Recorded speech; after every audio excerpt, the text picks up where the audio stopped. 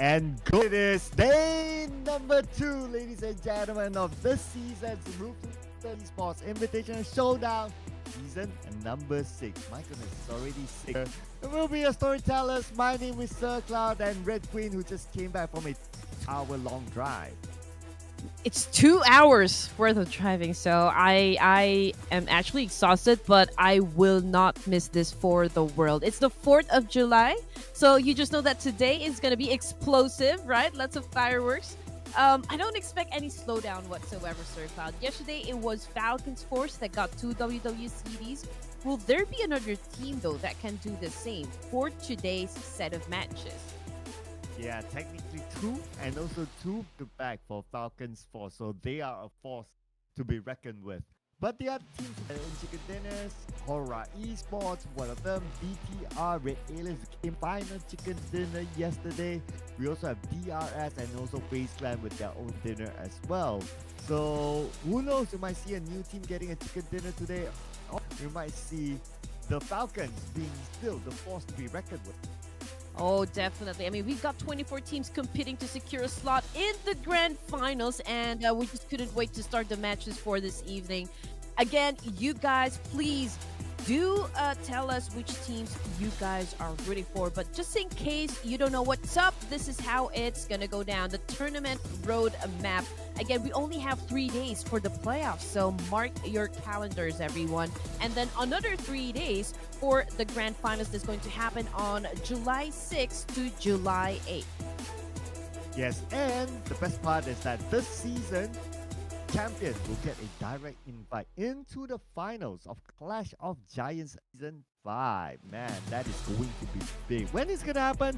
Well, we don't. So you got to stay tuned to the social media of Ruthless Esports in order to find out. And this will be the dates that you need to lock in, ladies and gentlemen. We are today on the 4th of July, as what Red Queen said. And there will be only today and tomorrow for playoffs. Then we'll finalize the top 16 teams who are playing in the grand final the following 3 days. Hey, these guys are playing for a whopping $5,000 US, ladies and gents. And of course, the lion's share will go to the first placer. They will automatically get $2,000 US. Not to mention that we also have an individual prize for the entirety of this tournament that costs around $500. Imagine that one. Now, just to give you guys an idea which teams are playing for this evening, again, we did mention we have 24 teams in the lobby waiting for the turn to actually show up and just maybe open fire up against their enemies. We've got TIANBA, we've got 4 Miracle Vibes, Reject, and of course, DPLUS Kia. Yes, and again, because we are still at the playoff stage, so if don't see on one of the games, they'll probably be back in the following round. And within there as well, we do have DXAVIER, YOODO Alliance, Alter Ego, Ares, and 4 Esports, who have been doing very, very well, with Sky, their player, running to be the MVP of the tournament. Ooh, man. I mean, that guy did have an explosive gameplay yesterday. And HARAME, bro, of course, this is the only Filipino team that we have in the mix. So we expect great things, you know, coming from this team. After our Federalis is the rising star inside the PUBG mobile world. We've got Vampire Esports as well. Playing for today, and of course Talon, DRS, Agan I8, and K1 Esports. Oh yeah, K1, who still needs to come down from the bottom. So that as of now, they are still on page 3, the page that nobody wants to be in. So they need to work it out today. And the other teams, well, DRS Gaming, also one of those teams who, yes, they are at the top 16 as of now, but they still need to gain more points. Now, the other teams, Group C, we do have Team Panda, CAG, Osaka, PRX, and Victor Aliens, who made a huge comeback towards the end of yesterday. Yes, sir. I mean, it only took them 1 game to catapult themselves back to the second page, you know, from zero to hero moment, as we said it. And also, coming from the bottom just like that and retaliating inside the battlefield is something you guys should be watching out for. Yes, And you got more these teams as well. G2K Esports, A1 TMT Esports, FaZe Clan, and All Gamers or AG. FaZe Clan representing Thailand scored their ticket yesterday as well. So let's see if they can continue on the momentum today, because it is all about maintaining the spot in the top 16. And with 4 games to go, the chart could still change entirely. You know what? We actually have an ongoing poll if you guys are watching from YouTube. I think the production is asking which region are you supporting for today, and I can see a whopping 57% supporting for the teams coming from Southeast Asia. We've got 39% coming from Central South Asia. But you know what, Sir? I just want to put it out there. The fact that we have teams coming from KRJP. I would want this to be a main thing in the Ruthless Invitational Showdown, even in the Clash of Giants season something. I don't know which season are we. Season 7? Are we in season 7? Season 6? But yeah, I mean, regardless, I do love that we have a lot of teams competing for the stage. I mean, it's the more the merrier, right? Yeah, and of course, the merriness is added by the fact that Action from Falcon is current MVP as of now, that is, with 16 eliminations and 2,803 damage, with a survival time of 22 minutes and 30 seconds, and team contribution of 8.48%. Now, he's not the only player from Falcon that got the MVP yesterday. His teammate Icy got it as well. So we got a lead player from Falcon with the MVP to their belt as of now. Now, will it change today? We'll need to wait and see. But what we saw yesterday, Falcon have been amazing. But who can forget about the performance coming from Sky of HORAA Esports? He was the first individual player, I think, that finished a game with a double-digit elimination score. So again, HORAA Esports is quite unstoppable inside the battlefield as well. I mean, they did get one chicken dinner yesterday. So I'm also expecting that, the consistency and the same kind of energy they brought during day number 1 will be carried over for day number 2. I mean, it's a total of 6 matches for today. Same thing as yesterday. Yes, and for today, well, as of now, that is our overall fraggers here. We do have Action from Falcon, 16 eliminations. Sky from HORAA Esports, 15 eliminations. We got Feathers with 11 eliminations, and 4 out of was a clutch inside of Miramar against Vampire Esports. Lamborghini for DXAVIER is up here as well with 10 eliminations, and we have who scored himself 1 MVP yesterday in the first game with 9 eliminations. I just know that everything is promising. Everyone was so aggressive in getting those elimination points. So again, I do not expect any slowdown whatsoever to happen for today's set of matches because as you can see on the screen, it's Falcon's Force who is currently at the top spot with a total of 56 points and 2 chicken dinners, followed by HORAA Esports with 49, TJB from China with 42, HARAME Bro 4, Miracle Vibes. And if you're going to ask me, this top 5 teams that you can see on the screens are pretty much the teams that has this wild intention, clear intention of making a bold statement for the Ruthless Invitational Showdown. Oh yeah, but then again, whatever it is, however they end in the top, it doesn't matter because in the grand finals, everything will be reset back to 0. So a lot of attention will be given to the top 16. At this moment, Vampire Esports, ANT Esports, pretty much by the edge of the number 16. And then you have a small gap there with TIANBA, FaZe Clan having 20 points as of now at number 14 and number 13. But then with the amount of games left, they could still see the drop. So they have to find ways to stay from it. Oh man, it's a tight competition, not gonna lie here. I mean, the fact that we only have like 3 days for the playoffs, oh man, it's going to be hard. And we're looking at just 16 teams out of 24 that will proceed to the grand finals. So just imagine you're looking at all of the Goliaths coming from Southeast Asia, Central South Asia, and of course KRJP. So you just know that we are in for a treat. You just know that this whole showdown right here is gonna be epic. But let's talk about those teams who are on the third page, right? And this is the page that these teams don't want to be in. We've got Alter Ego Eras, we've got DPLUS Kia, T2K, All Gamers, Team Pandem, formerly known as Pygmy Esports, Aegon IA, K1, and Reject. But then again, yesterday was the first 6 matches, right? And then we're going to have another 6 matches for this evening. So 6 chances for these teams to make a difference, to push their boundaries, to break their limits, and just really make sure that they secure a slot in the grand finals. And if we were to break it down further, technically every team will be only playing 4 matches per day.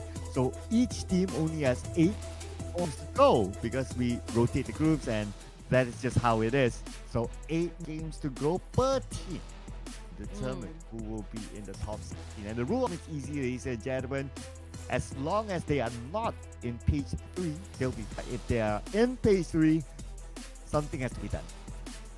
Yeah, but for day number 2, I feel like this is still the part where teams are like should be building their foundation, right? But consistency, momentum should start for day number 2, because day number 3 is going to be hectic. It's going to be wild. It's going to be bloody as we expected, because day 3 will determine which of these teams are, going to be in the grand finals. But as for the map sequence, today's matches will begin at Erangel, and then we're going to have Miramar. It's basically just an alteration of these 2 amazing maps.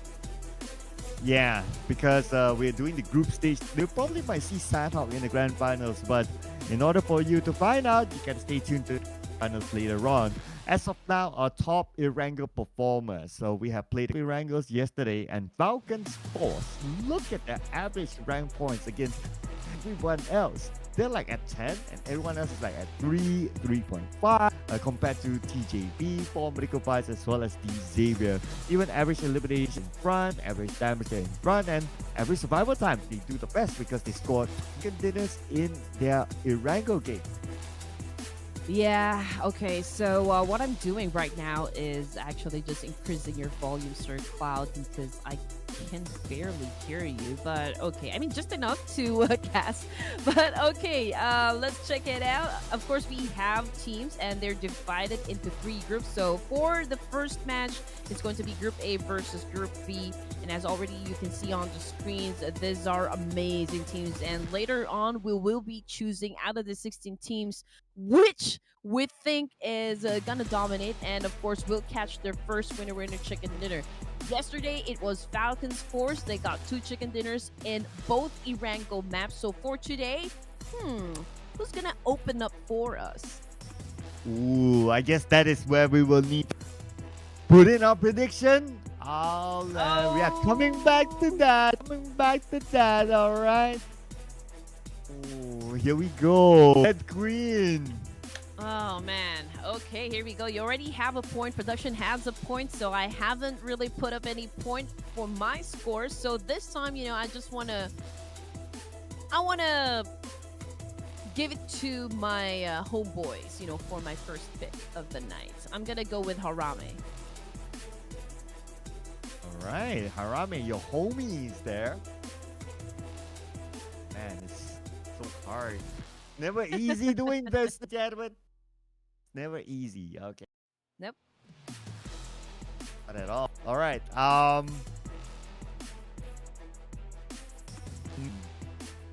Really All headache. Miracle Fights came close, right? They came close twice. So it's about time right now. So let's put in 4 Miracle Fights. Let's go. Bam. Okay.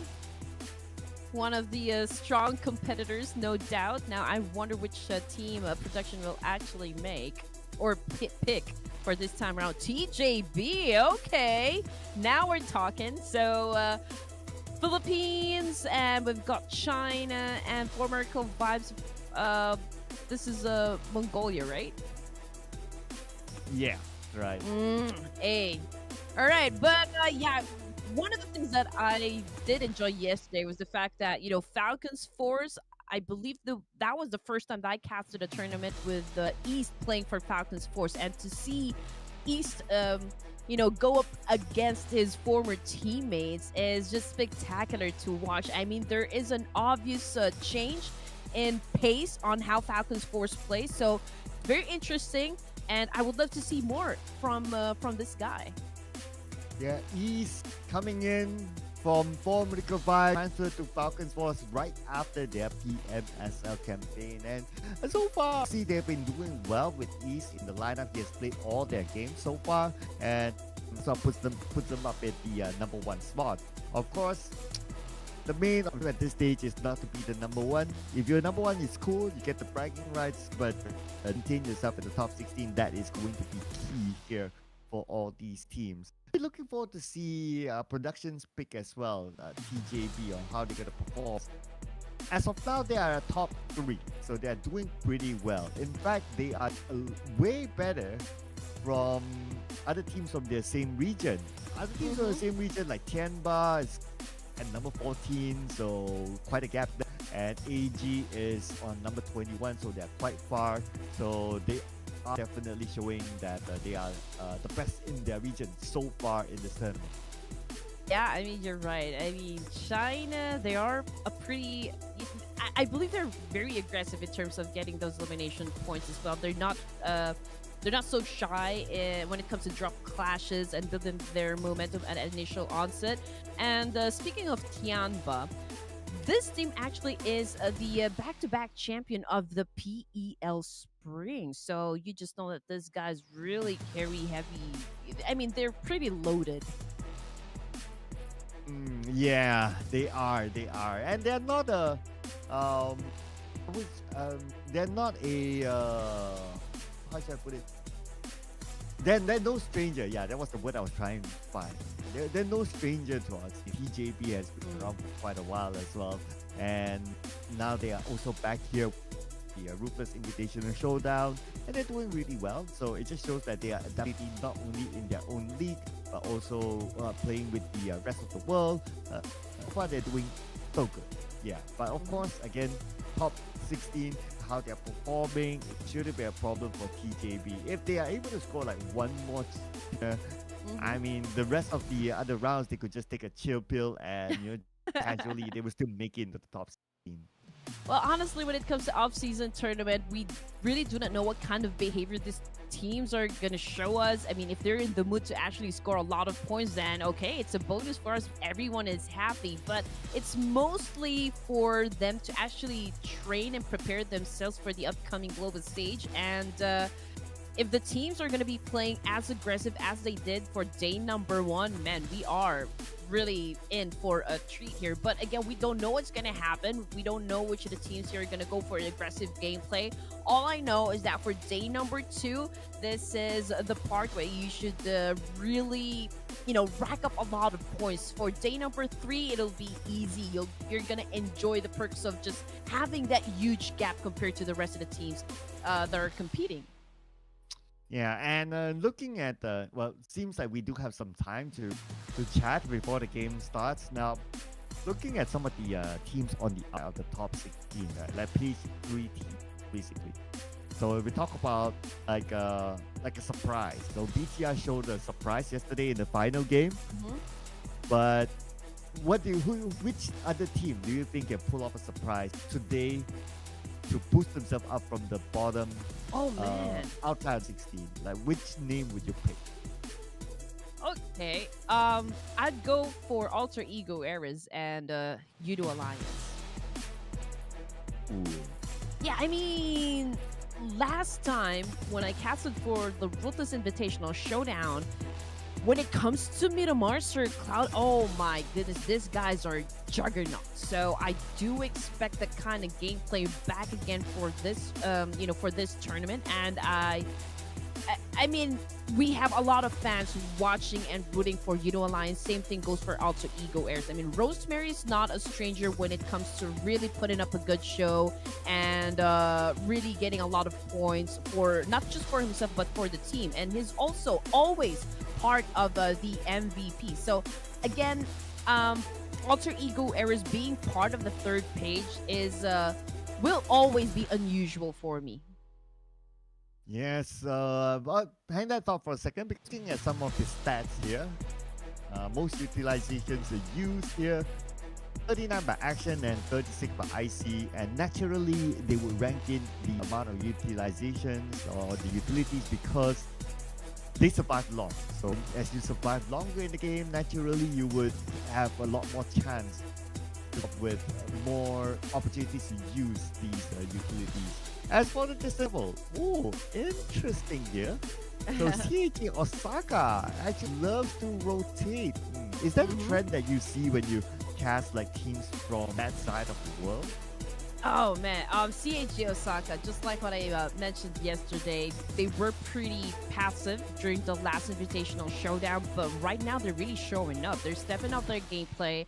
I do believe they've already had a chance to go through all the live broadcasts that happened and perhaps, recalibrated their strategies when it comes to approaching each of the teams that they're going to be competing with inside the Pubg. So again, it was a major improve coming from CAG Osaka, and I do love the fact that they're doing such a great job performing and maintaining their overall status inside the game. Yeah, and here we do have the innate eliminations. So player 1 from Basecamp, aka Mormon, comes up with the most eliminations. And when it comes to airdrops, these guys love their airdrops. Sky from HORAA Esports, together with Apollo from CAG Osaka, both love their airdrops. Other than that, well, Mormon with that one airdrop, DP with that one airdrop as well from DRS. But looks like these guys I guess one of the reasons is that perhaps maybe at some point they play the scouting role while they're rotating, they see an opportunity, they go in, they loot the airdrop, or sometimes it's situational based. Like they could probably use that airdrop as a as somewhere they could use as cover as well. And while you're there, you might as well airdrop too. So it's very situational.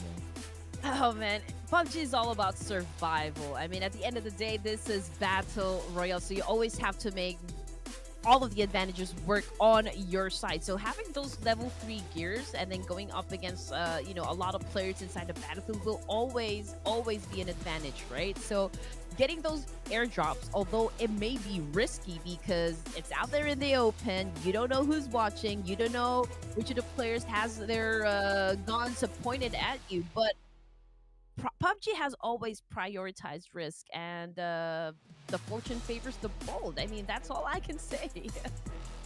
Yeah, I know, right? It's a very 360 game, and you have like 16 different teams inside. So sometimes you wouldn't know what might happen, and it also depends on the circle are you getting, like what sort of loot do you have, what sort of vehicles do you get. I mean, there's so much that could happen inside that could just that just makes the game so dynamic. And I'll go to on the surface, it may look like, oh, it's the same map, it's like Erangel, it's like Miramar, it's even Sandhawk, but because of all these situations or all these variables, then that makes every game really different.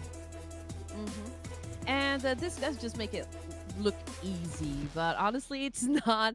I mean, in order for your team to be really effective, I think you have to show versatility and just how good you guys are at adapting at any situation inside the battlefield, and just really be proactive. Sometimes you're gonna have to start the game with just 3 players, 2 players if you're not so lucky, but the thing is you always have to work out a good set of plans in order for you to get to the latter stages of the game and have your shot at that chicken dinner. Again, when it comes to getting that chicken dinner, you have to make a series of good decisions. And this is what I always say, Sir Carl, you always have to give it to the captains, the IGLs of the team, because they're the ones really giving the structure. They're calling the shots, and if your leader is the one that cracks under pressure, it's not going to be good for the whole team. Yeah, exactly. So the IGL needs to be someone who's able to compose and make the right decisions. I would argue that IGL is probably one of the most important roles, but at the same time very underrated, just because they are not the ones that do the sexy stuff. Like their role is not to come out with like 20 frags in a round, right? Their role is to lead the team, organize them, and sometimes those kind of roles are overlooked, like, because it's not shown in any, like, there's no stat that can tell the story of what they do. Like, you can say that, oh, maybe they're distance because they do the scouting, but not really as well. They could be the ones who stay back and just make sure that everyone's a-okay while they do their own task. So it's a very underrated role. Hence, I understand IGLs out there. Like, if people don't show you love, I definitely show a lot of love, because it's not easy being It's the guy not. who calls all the shots. You know, before Circa, I have the privilege to actually be inside a war room. You know, there was a competitive team that I got to interview before, and it so happened that they were playing in a tournament, and I heard them how they go through all of the commands, all of the call outs, all of the strats, and it was just so intense that I told myself, okay, Andy, you just need to stick to casting, because I don't think you can pull off something like this. But again, it's a very interesting game that we have a big reason why PUBG remains to be the best battle royale game out there. Oh yeah, and we're gonna start with the best royal game out there in game number 1 for day number 2, ladies and gentlemen. This is going to be Erangel. Let's hop onto it. So far, let's go. The Erangel matches have been rather dominated.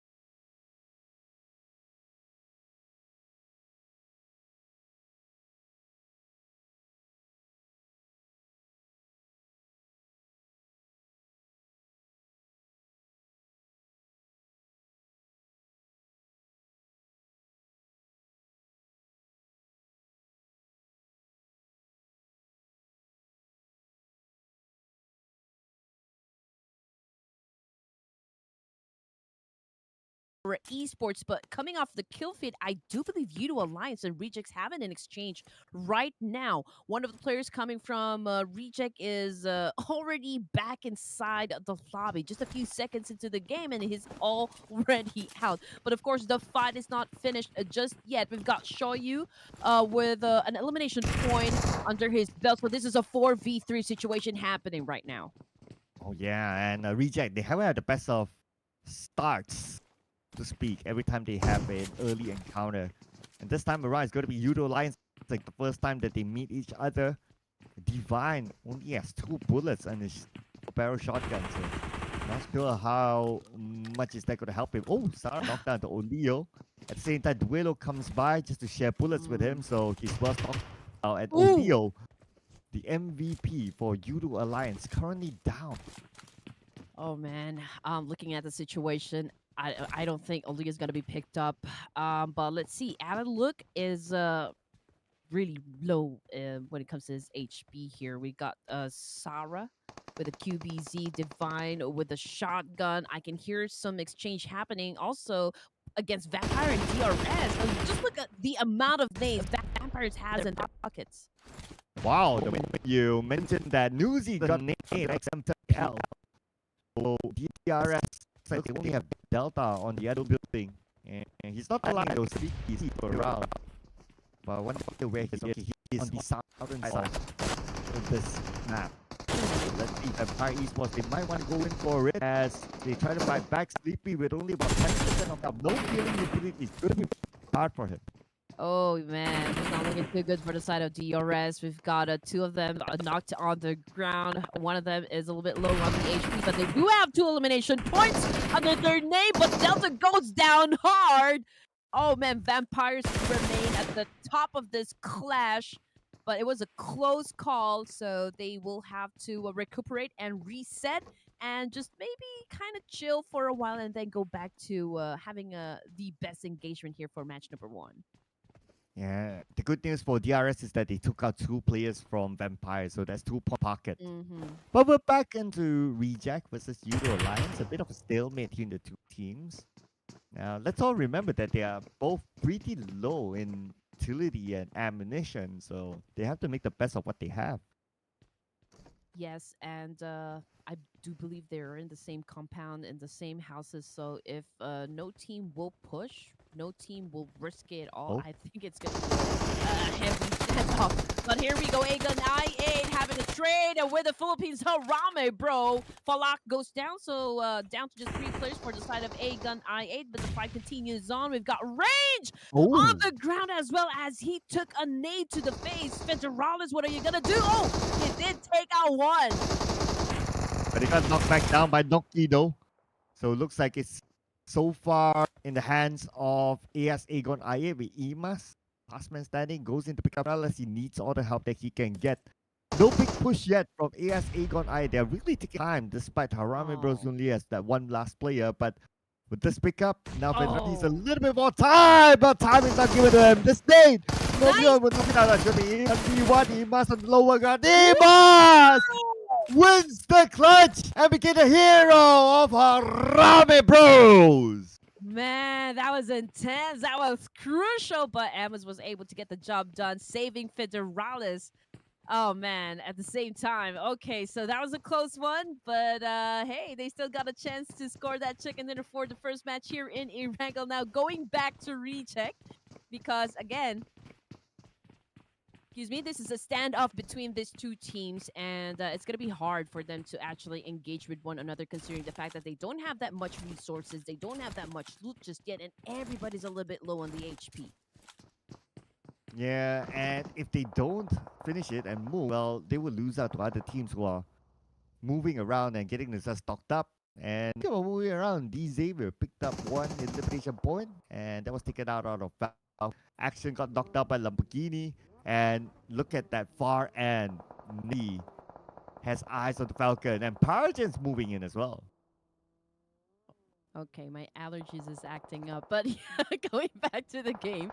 Falcons, DXAVIER getting ready to charge and getting ready to eliminate, punish Falcons Force. Man, they are making them feel their wrath. Falcons Force, almost every one of them already on the ground, so it's obviously DXAVIER is dominating the fight.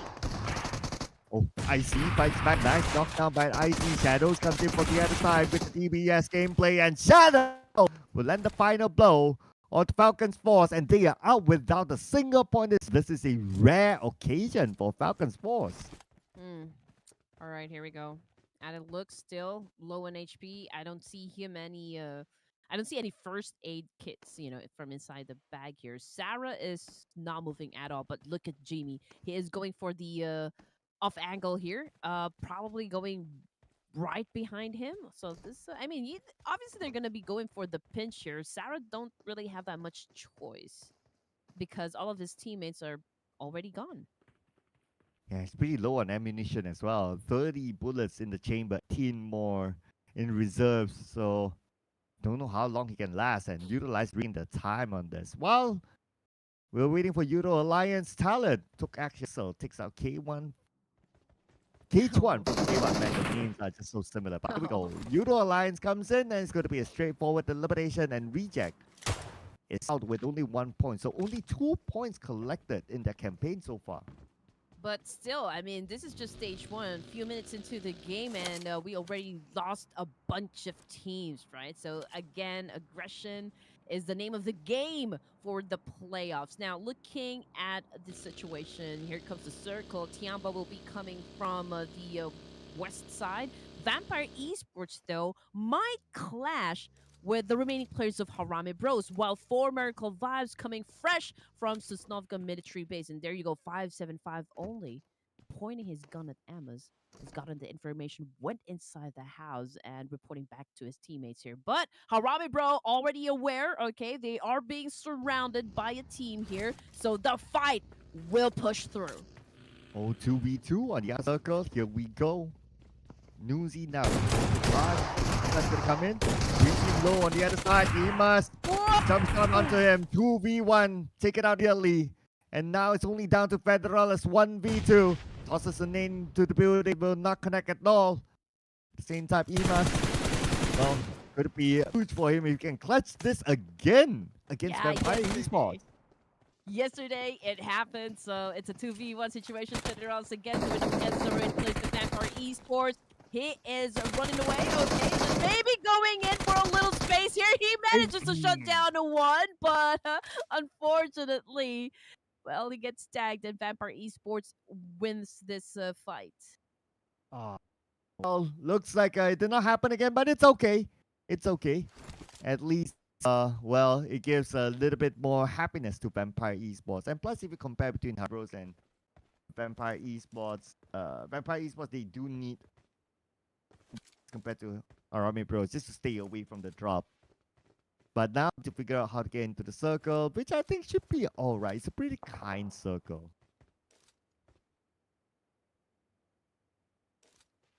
And looking at the current situation, a lot of teams are ready, including 4Miracle Vibes, just on the outside of Pachinki.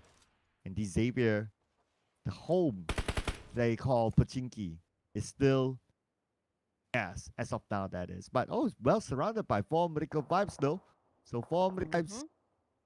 Oh, but wait a second. I'm just also looking at some of the other players, DXAVIER, like Shadows on the other end. So maybe they have the upper hand against 4Miracle Vibes by surrounding them from the outside.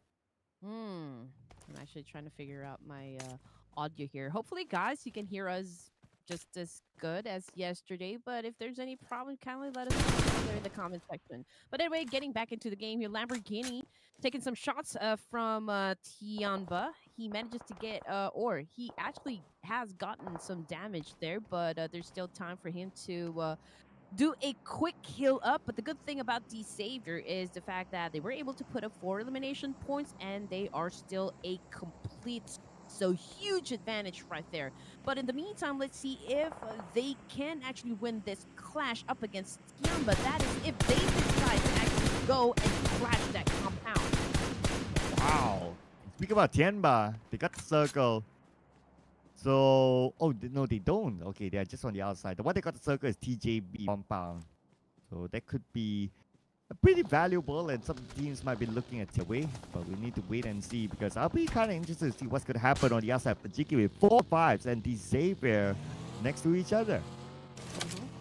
All right, here we go. I actually have a clear audio now. So 11 teams remaining, stage number 3 here. This is, again, match number 1 here in Erangel. We can see that dog on top of the church here. Okay, down here in Pachinki.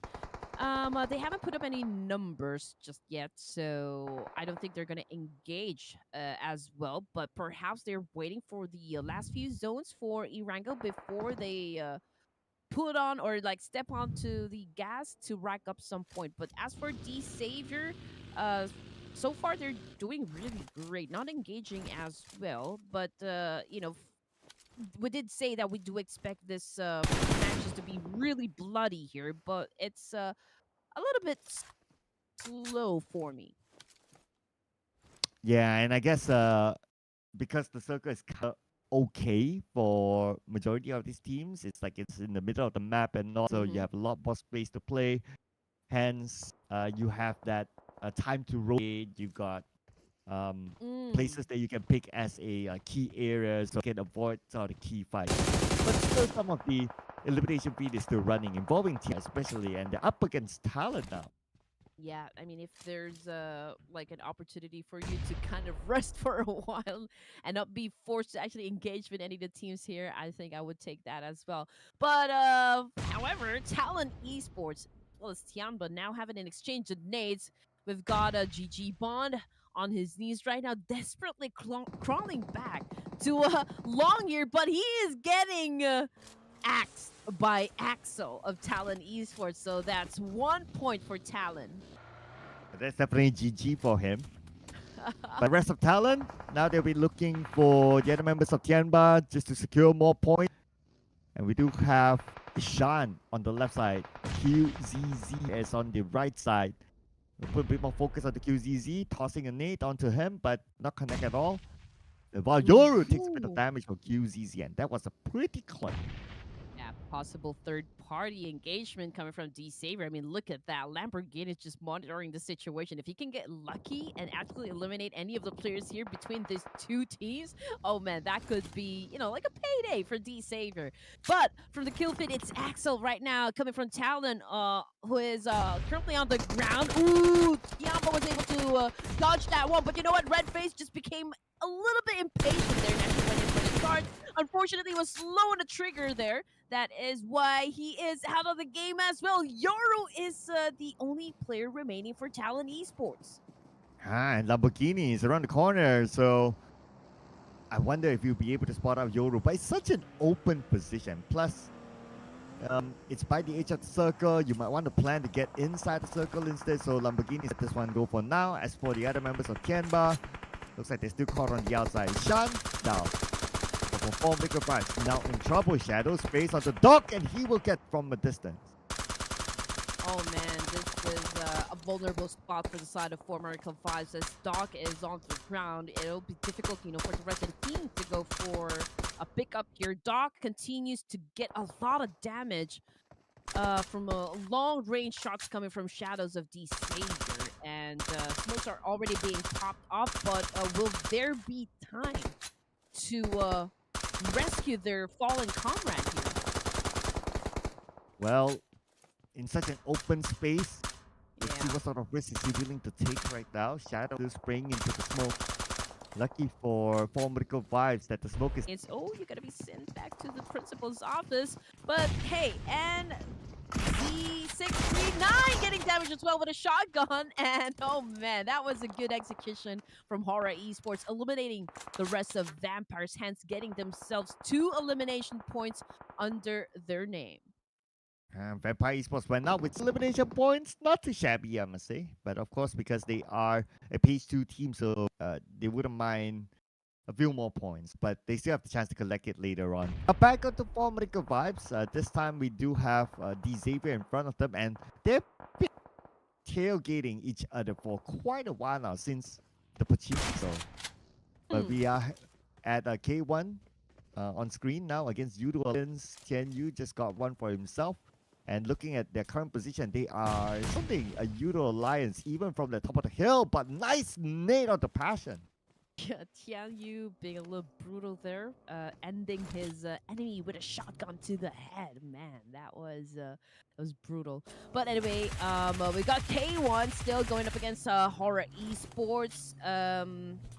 Okay, I saw someone driving a car there, probably just scouting the area. But this is the situation. K1 cannot just like go down from this area because there's also another team that's lurking within proximity, and that would be YOODO Alliance. So they are kind of sandwiched in between here, but can they survive? Well, can DXAVIER now survive against Plus Kia? And looks like they are doing pretty well against the all sides moving in though. He's in the building together with Shadows. Lamborghini got knocked down and now he's bleeding out. Doc was the one to take out Lamborghini from afar. It looks like a little bit of an assist there to DPLUS Kia. Now Shadows, 1v1. Shadows knocked down the moment K arrive onto the second. Man, okay, here we go. DPLUS Kia K, low on HP. Natity is already hunting him down. He goes down as well. Pathogen, the only player remaining for the side of DXAVIER. Dog cooking up a nade. This is a three-way battle happening right now. And I do believe HORAA is just on the other side. So they might be thinking, is this a good opportunity for us to score some points? Heck yeah. Oh, well. The individual players from different teams now on screen.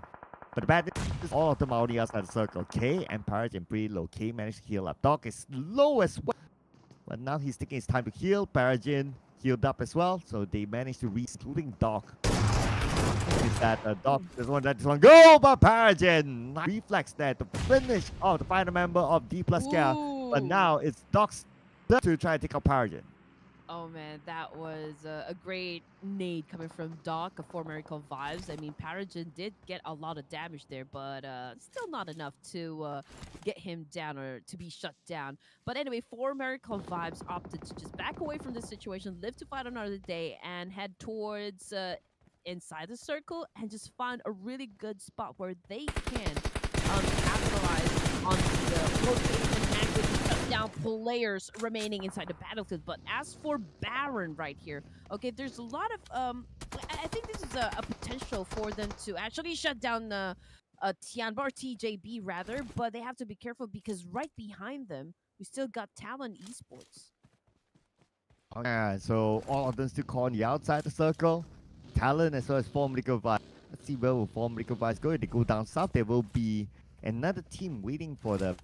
And that's going to be TJB. And they seem to be scouting for their options now.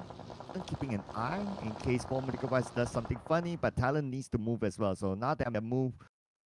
But both teams really unsure where to go for now. Still making decision.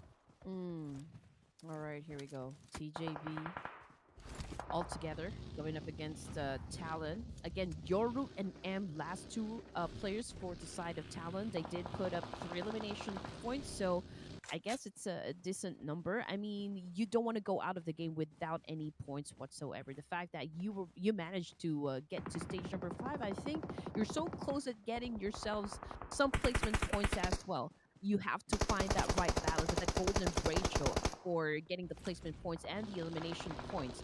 Now, we can see a lot of teams rotating, heading towards another location there, but in just a few minutes, I do believe the inevitable will already happen. Tossing there by Arrow. A Rosemary from the other side. He managed to get one knock, but the trade came back onto him. And now he's down on his knees. At the same time, circle, it should move away from Crosstalk. And the circle, the no percentage of Crosstalk within the circle. Now for Talon, they're pinned down by Formidable Vibes. Ego as seems to be in trouble. Arrow will come in. Rosemary is still active. He's with the smoke. Formidable Vibes trying to find the final member of Alter Ego right now, and they will find Rosemary and Alter Ego. Only down with 2 members.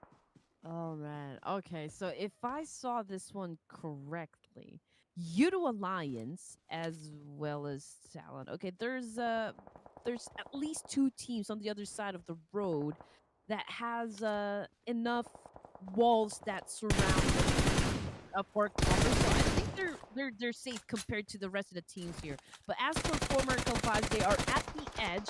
And they know they just have to do a massive cleanup here. They will have to eliminate Talon to safely cross and get to the other side of town.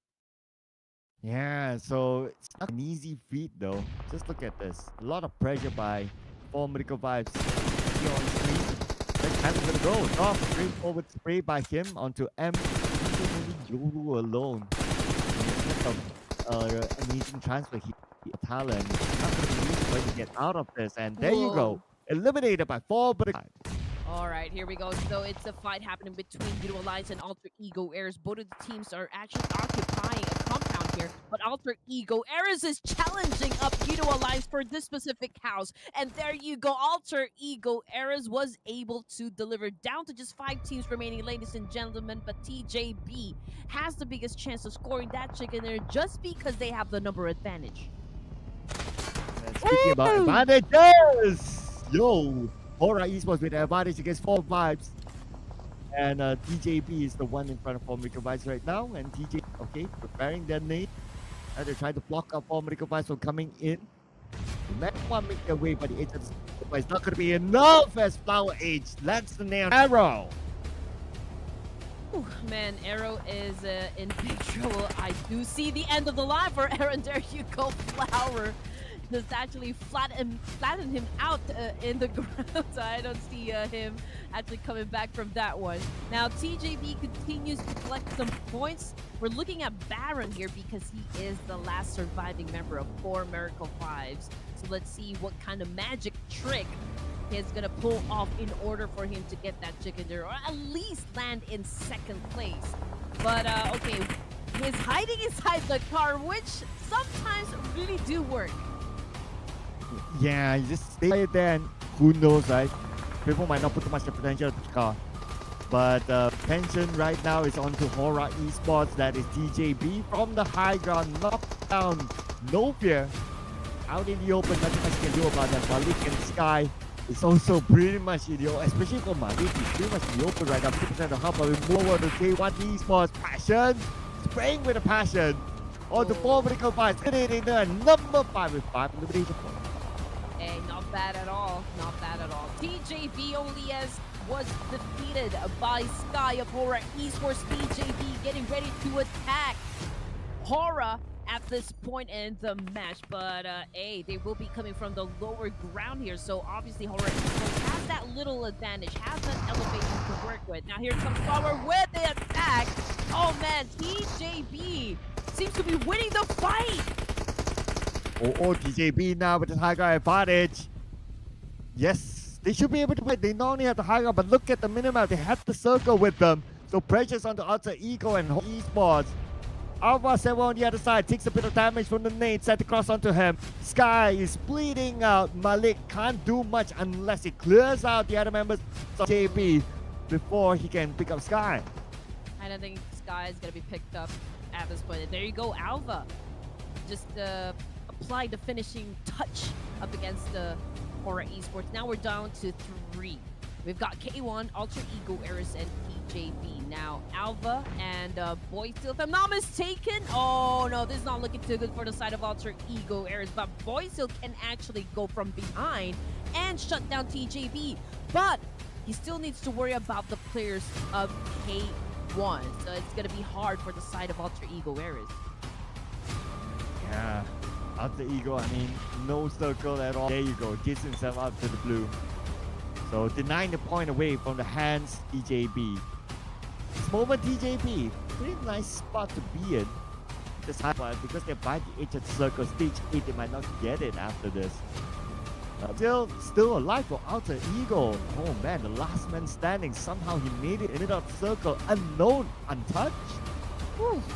Man, the best thing to go about this situation is to just let TJB hunt down players coming from K1. But you know what? Boystill, okay, he finds an opportunity to shut down Flower.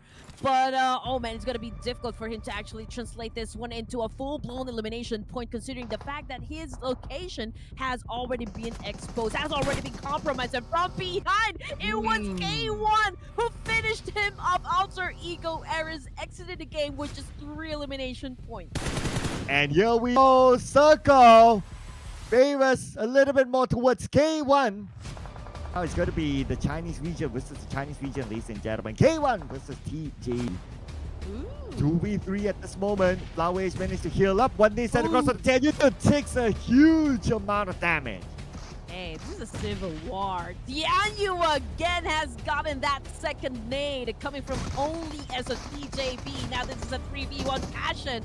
Is it enough for you to close the fight? Oh, he did manage to close one. Yes, a point under his belt. But unfortunately, it was just too much firepower that one guy can handle. And it's TJB who emerged victorious for our match number 1 in Erangel. So congratulations. And looks like productive for this one. Oh man. Oh man. They are from Lucha. They know something we don't. You guys, you just have to tell us if you are conspiring up against Red Queen and Circon, because hey, you already have 2 points. Yeah, and 2 points already. Wow. And they're basically back to back. nice reduction there. 6-1. So that's 9 elimination points for TJB. 19 points collected by them. And great work. And with them dinner with 19 points collected, potentially they could shoot themselves up to number 1. Yeah, Flower is actually blooming with that wonderful 6 elimination points. He was the one really pretty aggressive compared to the rest of the players here. But of course, it's teamwork that makes a dream work all the time. And the fact that these guys can actually carry their own weight makes them a very dangerous and effective team inside the battlefield. And if they can continue playing with this kind of energy at this kind of pace, man, it is not impossible at all that they can again dominate the lobby here. Yeah, I mean, they're starting to bang right now. And K1 as well, this is actually one of their best rounds so far, even though they finished at the second place, and they really need this kind of boost in order for them to be in the top team. Other than that, Formidable Vibes is still somewhere up there as part of Team 2 and also DXAVIER. Both Formidable Vibes and DXAVIER have been having it at each other, and it was like the early stage of the game around the area of Pachinki, and they follow each other at the edge of the circle, and one of them went out after that. But it just shows Formidable Vibes, they are still showing a level of consistency in this tournament. Okay, 6 elimination points once again, ladies and gents. Flower of TJB with an amazing 66.67% team contribution and 660 damage output.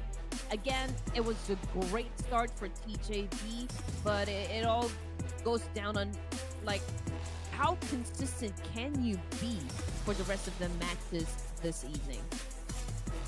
Yes, and for our top performers, well, Flower 8 MVP awarded. Other than that, we do have 575 only. Okay, and we have Shadows and we have Doc here as some of the performers in this round. So all of them came from different teams. But if we were to look at the stats here, Shadows actually came out with the most damage with 919 damage just by himself. And this is where it matters right now. So 19 points, locked, we knew that. K1, 10 points, only 2 to the double digit. But the surprise is Falcon Sports is the only team not getting any points at all. Completely the opposite of a kind of power they've shown us yesterday. But of course, this is just the start of day number 2, ladies and gents. Just to give you like a brief background for TJB. Okay, so K First is one of their best players, and TJB actually won the Peacekeeper Elite League Spring 2024, and they have gotten a total of $337,000 per cloud.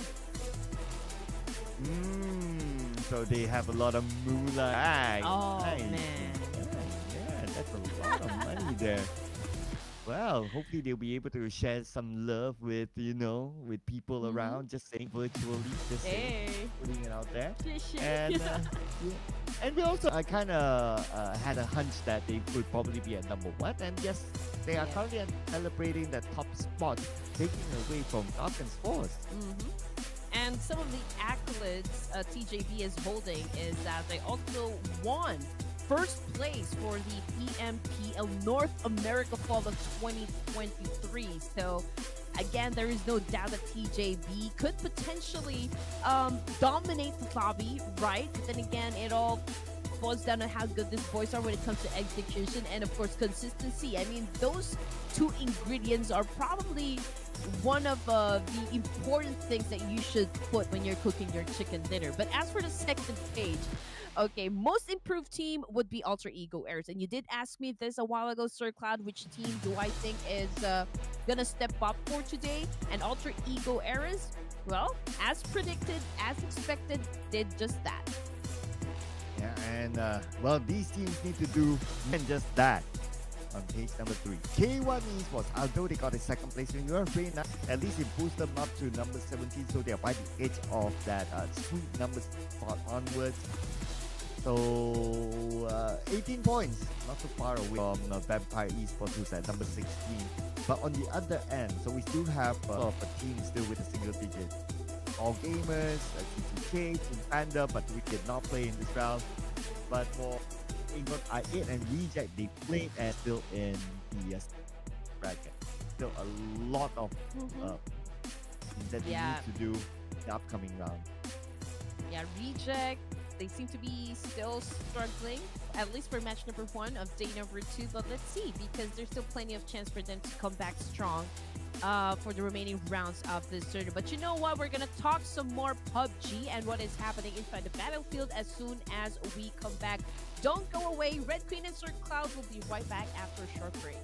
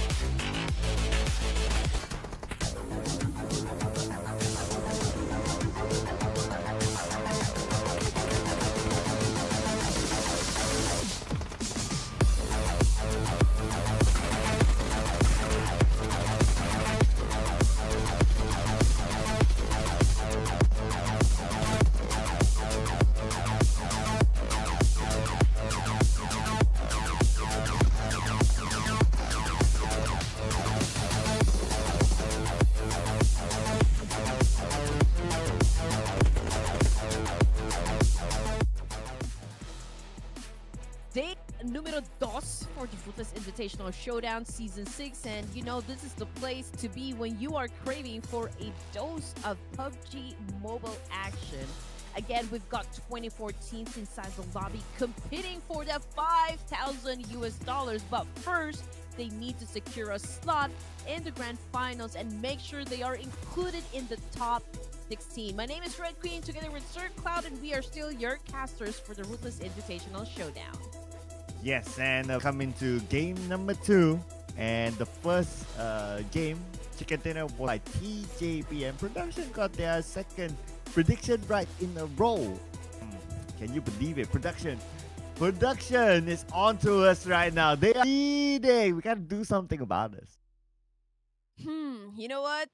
I am not gonna let this happen. I've already won 2 times in a row when it comes to a team prediction. But before I make my choice, again, let's go over the map sequence for today's set of matches. Again, we kicked things off in Erangel. TJB won that chicken dinner. And now for the second match this evening, we are going to the barren desert of Miramar, and hopefully we see any Skywalker out there. Yes, and the top Miramar performers, HORAA Esports, HARAME Bros, TB, and DRS is up here. And of course, you gotta remember, Bros with Federales just yesterday inside of Miramar pull up a clutch in Picado up against Vampire Esports. But Vampire Esports will not be playing this round. We're going to play Group A versus C. So it's going to be Group A, TIANBA, 4 Medical Box, Reject, DPLUS Kia, DXAVIER, YOODO Alliance, Alter Ego, and Esports. As for Group C, Pandem, CAG Osaka, DRX, PR, T2K, A1 TNT, FaZe Clan, as well as AG will be making the debut today. All right. Again, we are expecting teams to have a change of plan. You don't want to be too predictable inside the battlefield, because if you become too predictable, then I think your enemies will be ready and have already been anticipating your every move. So you might as well have some alterations. Plan A to Plan B. Even I don't know, Plan A B. Ah man, it goes on and on. But okay, prediction time once again, ladies and gents, and this time, because I love you guys so much and you have been following my Instagram for, I mean, you guys are the biggest community right now following my page. So I will go with HORAA Esports. Purple heart right here. Purple heart. Red Queen, purple heart. I was about to go for that, not gonna lie, because of stats as well. Because Yeah. of stats. But okay, fine. Pick something else. See here. A and C. Ooh. Now I start to wonder whether Bigatron will actually again, but it's their first game today, so have a good look at what might happen to them. Oh man. Oh, it's hard. Okay, let's just go for it. Bigatron Aliens, let's go. Lock it in. Bam. The red aliens. The They're kind of moody, right? I mean, like, sometimes they're really in the mood to dominate and, like, finish the game with a double-digit score, a whopping double-digit score. But sometimes, like, you cannot even feel their presence. But hey, it depends on the boys of Red Aliens whether or not they're gonna be showing or like putting up a good show for us. So let's just wait and see. But after production, okay, they just locked in the assassins inside the tournament, which is T2K. Train to Kill it. Okay, very interesting pick as well, because if we look at T2K's current position, they are outside of the top 16, so they're on page 3 basically. So teams that really need to bring in the points, and if they can score a chicken dinner, of course they will be in the safe zone. They'll be in the top 16 just by one dinner. Now how far will they go? Of course it will depend on how many eliminations do they collect. It also means that if you're a team that's in desperate need of points, sometimes you can just burst it out. Yeah, but you know what would be fun is the fact that you guys actually join into the conversation. So let us know which teams you guys are rooting for, or like which team is your choice of team to actually score that winner chicken dinner. Tell us why. We'd love to engage. We'd love for you guys to tell us the reason why you are so in love with this player, or so in love with this specific team right here. And while you guys are at it, of course, you don't want to miss any action happening inside the community, right? So might as well hit that subscribe button and follow Ruthless Hype Esports. And don't forget to show love to your casters as well. I'm so close to my 1,000 point mark, right? And if I have that 1,000 followers, I will be able to put up my own broadcast channel, Sir Cloud. So please don't forget to follow us on our social media pages. It's at Red Queen Andy, and of course at Sir Cloud MY, who is one of the best and veteran casters of PUBG Mobile. And do the math here, right, Red Queen? So that's like what? At this moment, during our pre-show, like 6,000 of you watching. There'll be more watching later when the game actually starts.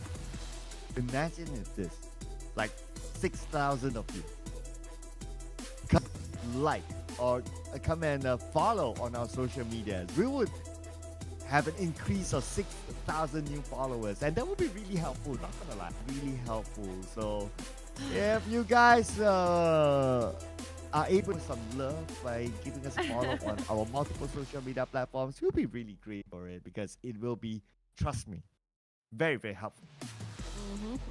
And again, the reason why we have so many tournaments, for the esports people, because they can see that our community, our industry is actually thriving, and it's again because of you guys, because you continue to support your favorite teams. And just imagine if we build a really strong community, it is not far at all that esports industry will be mainstream one day, and we're so close to doing that. So again, don't forget to support everyone who is part of our beautiful industry. But when it comes to the games, here we go. The land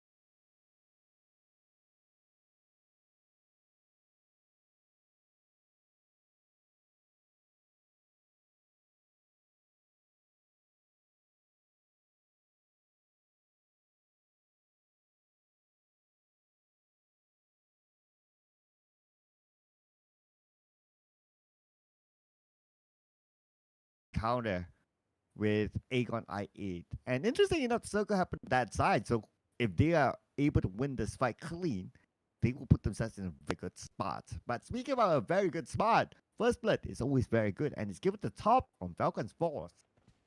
Hey, good start for Falcons boys. Okay, so let's see if any of the teams here will have a good start, as well as Aegon I8 is battling it up with the boys of Harame. Both of the teams still have all of their players intact. So although from the side of Aegon I8, we've got Yoni here, who experienced or suffered a little damage here. They have one Harame pro near them. So I guess. Oh, so this is Federales. Oh. So Filipino Terminator is going up against Kodai, and two of them. Maybe one more on the outside. 100% across on the second floor, but when the into the other room, okay for now. But here we go. Federales is in the preemptive strike. They knocked out the Yon, but it's just too much for him to handle as IQ follow up. Oh man, IQQ. He just made sure that Federales will not be picked up. I mean, he was able to shut down his teammate, but then again, it was a good follow through coming from Aegon IA. That is why they were able to at least save Yoni from that situation. Ooh, not a good performance right now from the side of Harame, bro, as Emma's the second player to get knocked down by Falak this time. So Emma's now down. But Jeppy gets knocky though, so they are trading close to each other. Balak Emma's out in the open, tries to fire back on the range, but it's gonna be from the high ground to knock him back down. Q. Yon is going to be the last two members of AS Aegon I8. But we also over to TJB. Now they do have company in this area, and the other team is right across them, but they have a road separating these two teams. So I don't expect big moves from the other side. Okay, sometimes if you find yourself in a fight, you don't want to just always rush. You have to assess the situation. You just have to really gauge whether or not you have the best advantage here or the highest percentage of winning the fight. If not, you can always back away in the situation. After all, you have to always know when to engage and when to back up. I think that's one of the best skills that you need to be able to have when you guys are playing in a battle royale. But as for Harame, bro, okay, range was picked up by his teammates. So back to 3 man going up against Aegon. Now let's see if they can turn the tides or flip the script this time. Yeah, welcome back with the number. But speaking about back, we're back on the TJB now with T2K. Roos is right out of only S. Jim, some shot coming in from only S, a lot of damage. Roos and Roos went down immediately. So T2K, New York is in the building, but he's still low as well. About 40% of health, went up to the second floor. Wonder if he has any healing duties because he could use some of that right now. Yeah, a lot of fights actually happening from inside Erangel. I also saw some players coming from Vampires getting knocked down, so there's definitely a fight happening somewhere else. And Jappy, oh no, was tagged by IQQ. Now we are looking at Emma's. Dancing it off with Yoni here. Okay, pulls out his is that a bison? Oh yeah, that's a bison, but we're seeing a cat and mouse chase here, but this is a 2v1 right now. Oh. Low range with the DBS gets the first knockdown. Okay, he's just right in front of him. He does not have any healing utilities.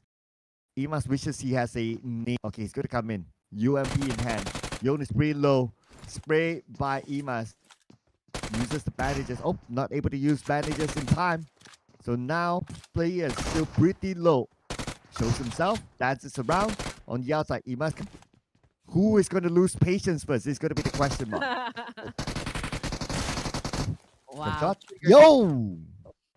Yeah. Yoni. Okay. All right, fine. But what a great display of trigger discipline, coming from Aegon I8 there. I mean, he did try to look for that perfect timing, right, to open fire up against the opponent. But unfortunately, he's very low in HP. So, again, not really the best chance of actually winning that fight.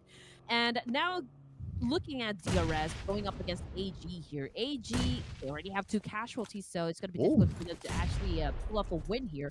But DRS, Sleepy, gets put to sleep there because he's already on the ground. But, you know, they still have the advantage here, Sir Cloud, because they have the numbers. wow. Okay, nice lead there by F. But the other members of DRS still around the corner. But for them, their teammate, they need to clear off all gamers. So it's not going to be that easy. And now on the second floor, Delta on the other side. Everyone's trying to get a knock. Everyone's trying to advantage against AG. Sleepy still calling up for help before he actually goes permanently. But oh, nice shot by Killer. Okay, that was on point. Now, Van, okay, still trying to do his best to defend his team here. Still make it happen. And we've seen a lot of clutches such as this one, but we're talking about DRS. XMPL now kicking up that nade. Van, however, gets shut down by Killer from a long range distance. Amazing. Ah, there you go. I'm like caught in that building, surrounded by DRS, so it was a pretty hard call for them. But anyway, DRS still be able to save the teammate, but now K1 Esports Paramount by A1 TNT. Passion took a bullet. Tell you actually that took out Rowdy instead. Tanyu went down. Okay, a little bit of a threat to Sinister now down on his knees. Where are the other members of A1 TMT when you need them? Yeah. Oh man.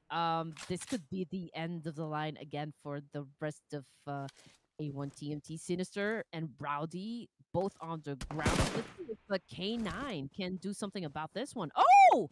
And he did. He did manage to eliminate K1. So I guess there's a chance for them to pick up their teammates. So A1 TMT unscathed.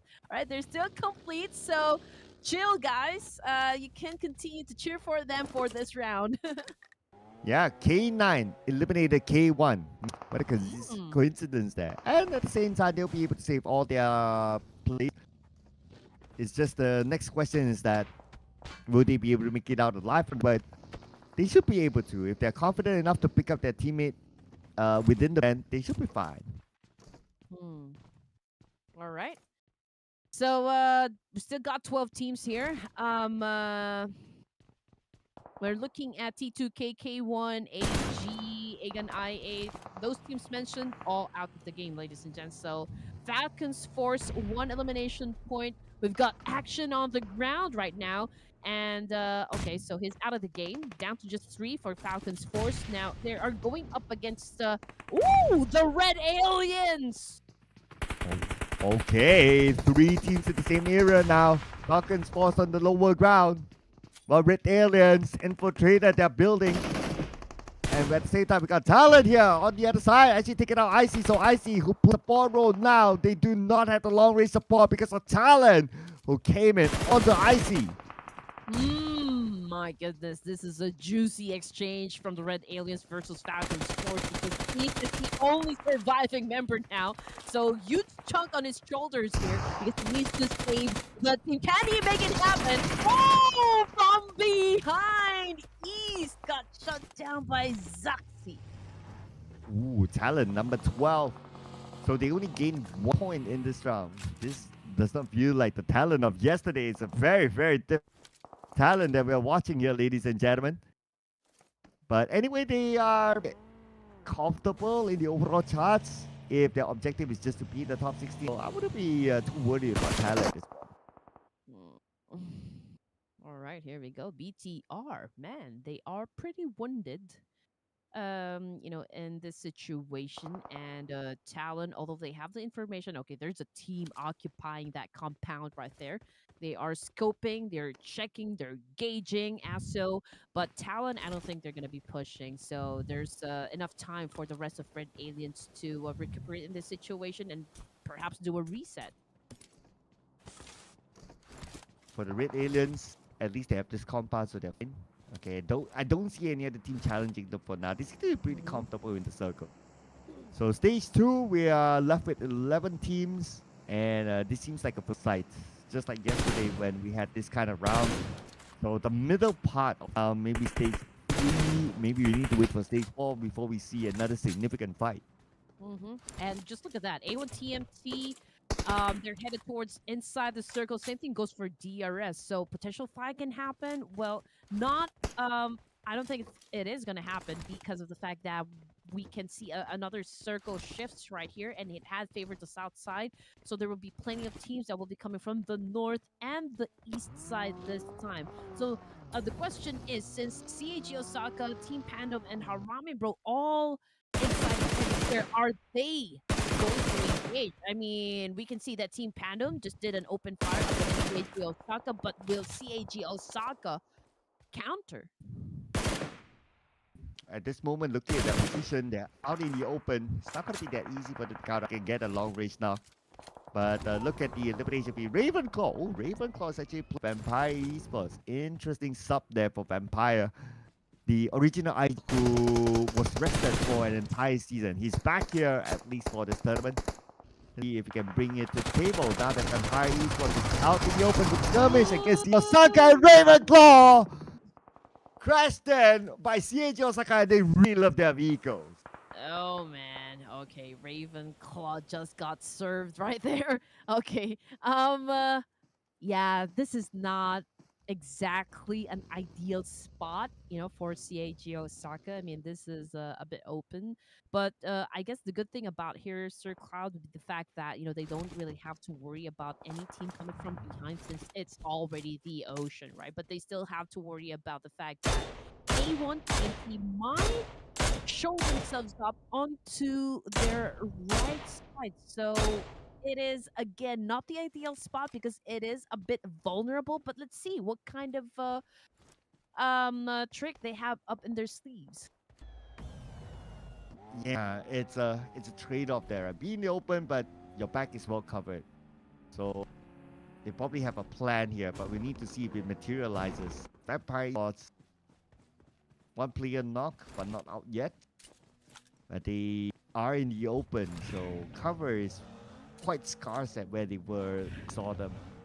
But at the same time, since the circle shifted down south, we can see some of the teams on the north migrating, including DRS.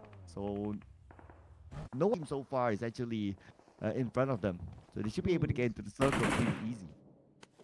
Yeah, from the cockpit, it's Drew Branky now out of the game, courtesy, of course, of Harame Bros now with 5 elimination points, but with 2 casualties already. But we are already at stage 3, and we're looking at just 11 teams remaining. So I guess pretty fair chance for Harame Bros to still score that chicken. They just have to be really smart at picking their battles. But there you go. Another team bites the dust with 2 elimination points. I believe that was T2K that just got eliminated. Was it? Or Talon? Yeah, it was Talon that got eliminated. Talon. Okay. Yeah. But circle-wise, okay, went to Fairy Pier. 1, 2, 3, 4, 5, 6, at least 6 teams are in the circle. I'll be interested to see what happens on the northern side, BT, DRS. So both of them will need to get into the circle, and they need to get down for the high ground. But the movements, it seems like BTR, they're interested to take the fight against DRS. Yeah, and whoever wins the fight will have to go through DRX. I mean, they're just right there waiting. I mean, whoever will come from that direction, and there's the scenario that will happen here. But Lapar! Oh man, what an awesome shot right there. Hans getting another point under his name. But you know what? Delta looking to, of course, avenge his fallen comrade here. Just went for a massive spray, but fails to actually shut him down or shut his opponent down. Oh, also wanted to point out that the BTR, they did a substitution with Voxy coming in. Not too sure who Voxy is. Maybe one of their tryout players or just one of the players using a different... I mean, that has always been the case every season. But we'll find out later. It's a picture for us to identify. But for now, DRS. No advantage yet the BTR. However, time is on their side because the blue is closing. All right, so Killer YT also on the move here. Definitely going to Saisei to pick him up. Okay, he did survive. Going inside the shack here. I don't see any team that could... Oh! All right, so, okay, so I thought they were on the same team. Okay, so that's a different one. 10 teams remaining, 10 elimination points though for the side of DRS. So I guess they have the rhythm down and also the momentum that we always look for in a team. Oh, and DRS, they managed to score 10 eliminations, like what you mentioned. Let's see if they can actually wrap things up. So far, doing so well for them, but the circle went away. So the challenge is to be safe in the circle. And speaking about the circle, inside of it, on the minimap right here, we can see that there are at least 3 drone teams. So they will want to duke it out for dominance in the middle of the circle. As for BTR, now from DRS to DRX, leaving them with only 1 player left. Survival is a must, right? But BTR, okay, they're assessing the situation. Hyunbin is right in front of them, holding a smoke. Okay, I don't know exactly what that's gonna do for you. Okay, he pulls out his UMP here, but as you can see, Ritkuki is far away from the rest of the team, going for the off angle here, just getting the information, lucking him out or lucking his target out. Let's see if they can, shut down Yunbin from DRX. Hyunbin is going to be the last man standing for DRX now. So by the members of BTR, and they're getting closer and closer to him. They kind of know that he's there, okay? Passing by, scopes out. Now he gave away his position, and it's going to be all in on the Hyunbin. The molly is just right by. He cannot get back into the building as Hyunbin now will be burned down, and the final blow will come from Zuxi. Oh man. And I almost thought that they're going to do a hard gatekeeping situation from inside that compound, but BTR is just really a strong force to reckon with. So BTR has taken control of that compound. Unfortunately, they still have to leave that space just because the circle had shifted once again, has gone down south side where A1 TMT and the rest of the teams like HARAME Bro, Team Pandom, and CAG Osaka currently at. Vampire Esports, oh man, they're definitely going to have a fight with CAG Osaka. Oh man. But the circle, I guess it's going to be a worthwhile fight. Hey, have to get a good position with this kind of circle. But on the northern side, we also have a couple teams needing to cross the road, including TJB. Now with the smoke bridge, they managed to get across the A1 TNT just right in front of them. Oh! The nade for Sinister!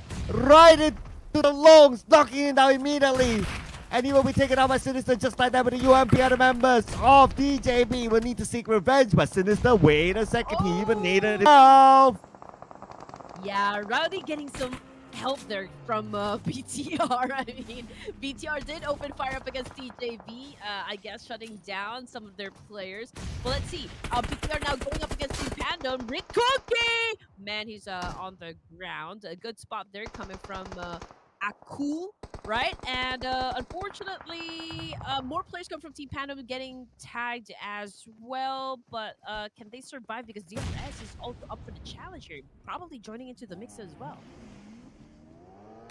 And let's see if they will want to come in as a third party. But for now, it's going to be BTR against a Pandom. Okay, DR monitoring the situation, probably looking at the elimination feed as well. But looks like SMPL will get the knockdown to the member of Pandom. Billboard goes in for the save. BTR holding on, knowing that DRS is charging in. Oh man, a three-way battle once again around Ferry Pier. But you know what? BTR is the team that is down there in the middle. So you just know that it's detrimental for them to actually occupy the compound and eliminate the opposition. But CAG Osaka getting picked up one by one. Same thing goes for FaZe Clan. But you know what? 5 elimination points now. That's the number up on the scoreboard for Thailand. And CAG Osaka, I believe, has just exited the game, which brings us down to just 6 teams remaining. DRS finding it a little bit difficult to actually snatch this compound from BTR. Yeah, look, it's going to be, I mean, BTR, 3 players, and they have the compound locked in. And all they need to do is just look at the direction where DRS might come in. So it's going to be a difficult defense for them against DRS, but it's going to be difficult for Stone as he became the final member to be eliminated by FaZe Clan, the team from the same region. And now here comes the music. Top 5 it is, ladies and gentlemen, with only Clan, technically with a full squad.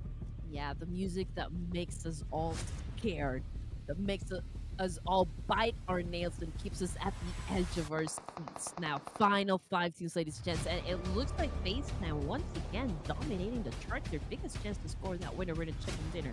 But let's see what's going to happen as BRS still continues to challenge up the boys of BTR, Zuxi and Foxy right now defending and holding their ground up against BRS. XMPL still getting that information. Killer YT is keeping a close eye up on Rowdy here, but I don't think Rowdy is gonna be aggressive at this point in the competition. And DRS, they have to go for it. They are on the outside circle. BT just by the edge of it. Gatekeeping. The players of DRS were coming in. Gonna be an easy feat for DRS. Not sure if they have any smokes, but dude, it will be really helpful now. Okay. Now we're experiencing a standoff. Rowdy is just right there concealing himself inside the smoke, right? Not engaging. This is not the best time for him to actually do an open fire. K9 is so far away from his teammates. So if he gets knocked down, K9, I don't think it would be possible for him to pick him up. But FaZe also getting into position here for Cloud. And again, they still have a great standing here of actually scoring that chicken dinner. DRS, okay, you still have 3 players in here. Not unless you get this compound out of BTR. Oh man, it's gonna be hard for DRS to actually survive this. Yeah, and it's going to be a matter of time right now. They're not in the zone yet. As long as the BTR right in front of them, it's really, really hard. They have to take the fight against BTR. They probably don't have a choice. As for FaZe, they still have a choice to slowly come in and not engage fights just yet. Okay, just look at the blue right now there. It's just right behind DRX right now. So, right now DRX will need to move. Okay, Lapar, may surprise up on the side. Here becomes that thing. Knocking down Delta from the side. All right, here we go. This is what I was talking about. BTR making it hard for DRS, you know, to snatch this compound. They are really holding down the fort here. FaZe Clan still a little quiet, not really engaging in any fight. But you know what? DRS, double-digit score already. 1 elimination point per Cloud. Really aggressive. Ooh, okay, alright. Doing pretty well so far, but if he gets still more precision points, it'll be great, but it's going to be a tough call for them as Open knockdown by Zuxi from the side. Zuxi gets a double knockdown. Next one, it's going to be XML. Made an example by Bigaton Red Alien. 14 remaining, guys.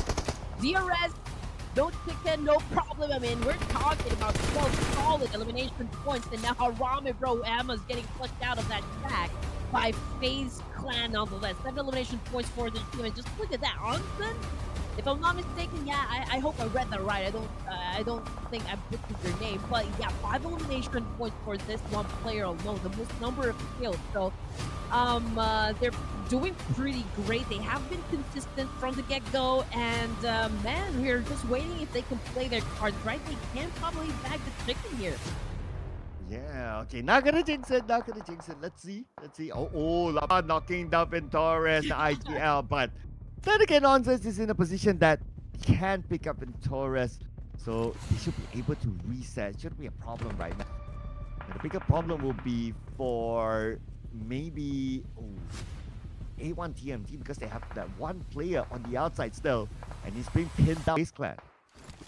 Oh, this is a tough situation for everyone here. But then again, you know, highest advantage really goes to FaZe. I mean, like, position-wise, they have majority of the circle here, so they're the ones dictating the tempo.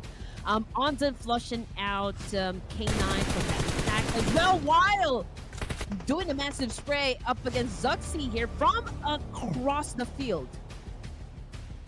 Hey, K9 knocked out by Lapa. Beautiful nade toss into the shack. So now K9, no way he's going round. He's just too far away. Range from Harame Bros is still alone. And he's staying as quiet as possible in that warehouse. That is the circle, mind you. Oh yeah, I mean, he's just really letting the crews fight over here. And just look at what player 1 is doing. Is probably getting hot right now. Decided to go for a swim there. Just playing it safe, you know. He is... he would want to survive if in case, you know, FaZe Clan gets knocked down. as the rest of them still tries to continue to battle it out with BTR. But look at that. Okay, so this is interesting. Thinking outside of the box here, Circle. Player 1 actually has an angle to work with. Yeah, position here. I mean, who would have thought that to check this angle? Yes, he moved a little bit forward, but he still has that short to play with. Lapa takes out RUTHLESS. That is A1 TNT out at number 4. 5 elimination points down to the top 3 teams. Clan, BTR, and HARAME Bros. And with HARAME Bros, only one player left this range. He's going to stay as quiet as possible. We're talking about like 50% chance of actually witnessing FaZe Clan score a back-to-back winner in a chicken dinner here, Sir Cod. I mean, this team is amazing. It is back-to-back, right? They did win a while ago. Did they? They did, right? Oh. Or was it? Oh, it was YOODO. It was YOODO. Yeah, I had YOODO, to think okay. for a while there. They scored the chicken dinner yesterday. Okay, So, alright. Yeah, there you go. But anyway, for range, BTR actually moved into his position. I don't think they noticed it's there. Okay, they could be surprised by range right now. Range, waiting for that moment. With the right. Oh my goodness, Lapa. Man, fast fingers there by Lapa. Taking out range. Range could not react at all. Yeah, I moved in like a ninja. Oh yeah, down to 2 teams remaining, ladies and gents. It's a 4v3. It's Bigoted Red Aliens versus FaZe Clan. Obviously, FaZe has that number of advantage, but let's see. BTR, we've seen them a lot of times clutch a situation here. Lapar and Foxy together, so it's a 2-1 split for the side of the Red Aliens. Let's see who will get the first advantage here. Zuxi, toss a nade, with a bit of focus onto Zuxi. Trying to get knocked out.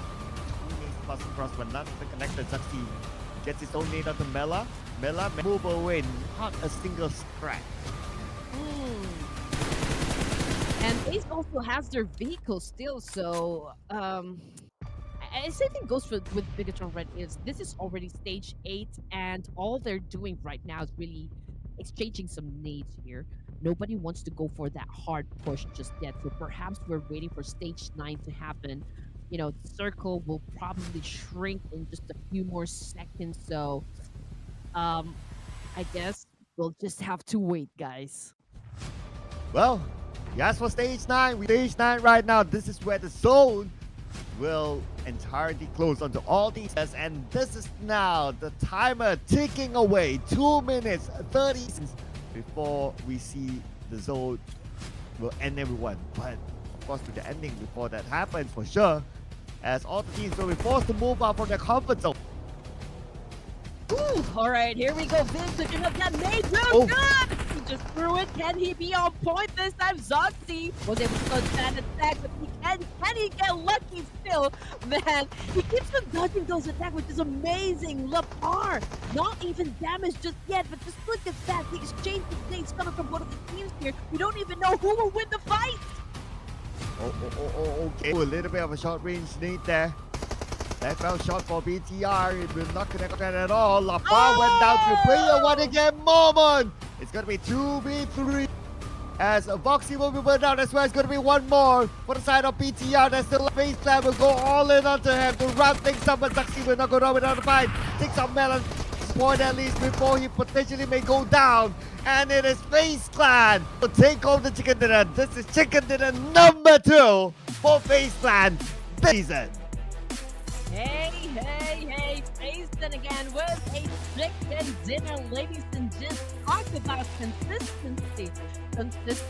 Okay, what just happened?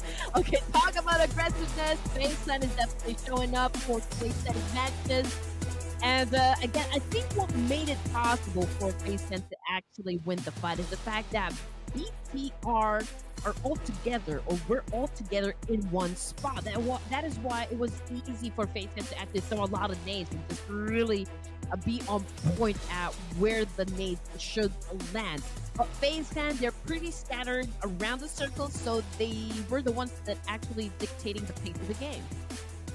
Yeah, I mean, FaZe Clan, they were in position first, and BTR came in later, so the only spot that they could play. And pretty much the rest of history, like how you describe it, right? The corner, nowhere to go. Face plan just need to put all in focus onto BTR and one corner, and that is pretty much it. So they managed to collect 11 eliminations this round, so there's going to be 21 points for FaZe Collab. And with the winner, with the 21 points collected all together, it's a high likely chance that they will be in page 1.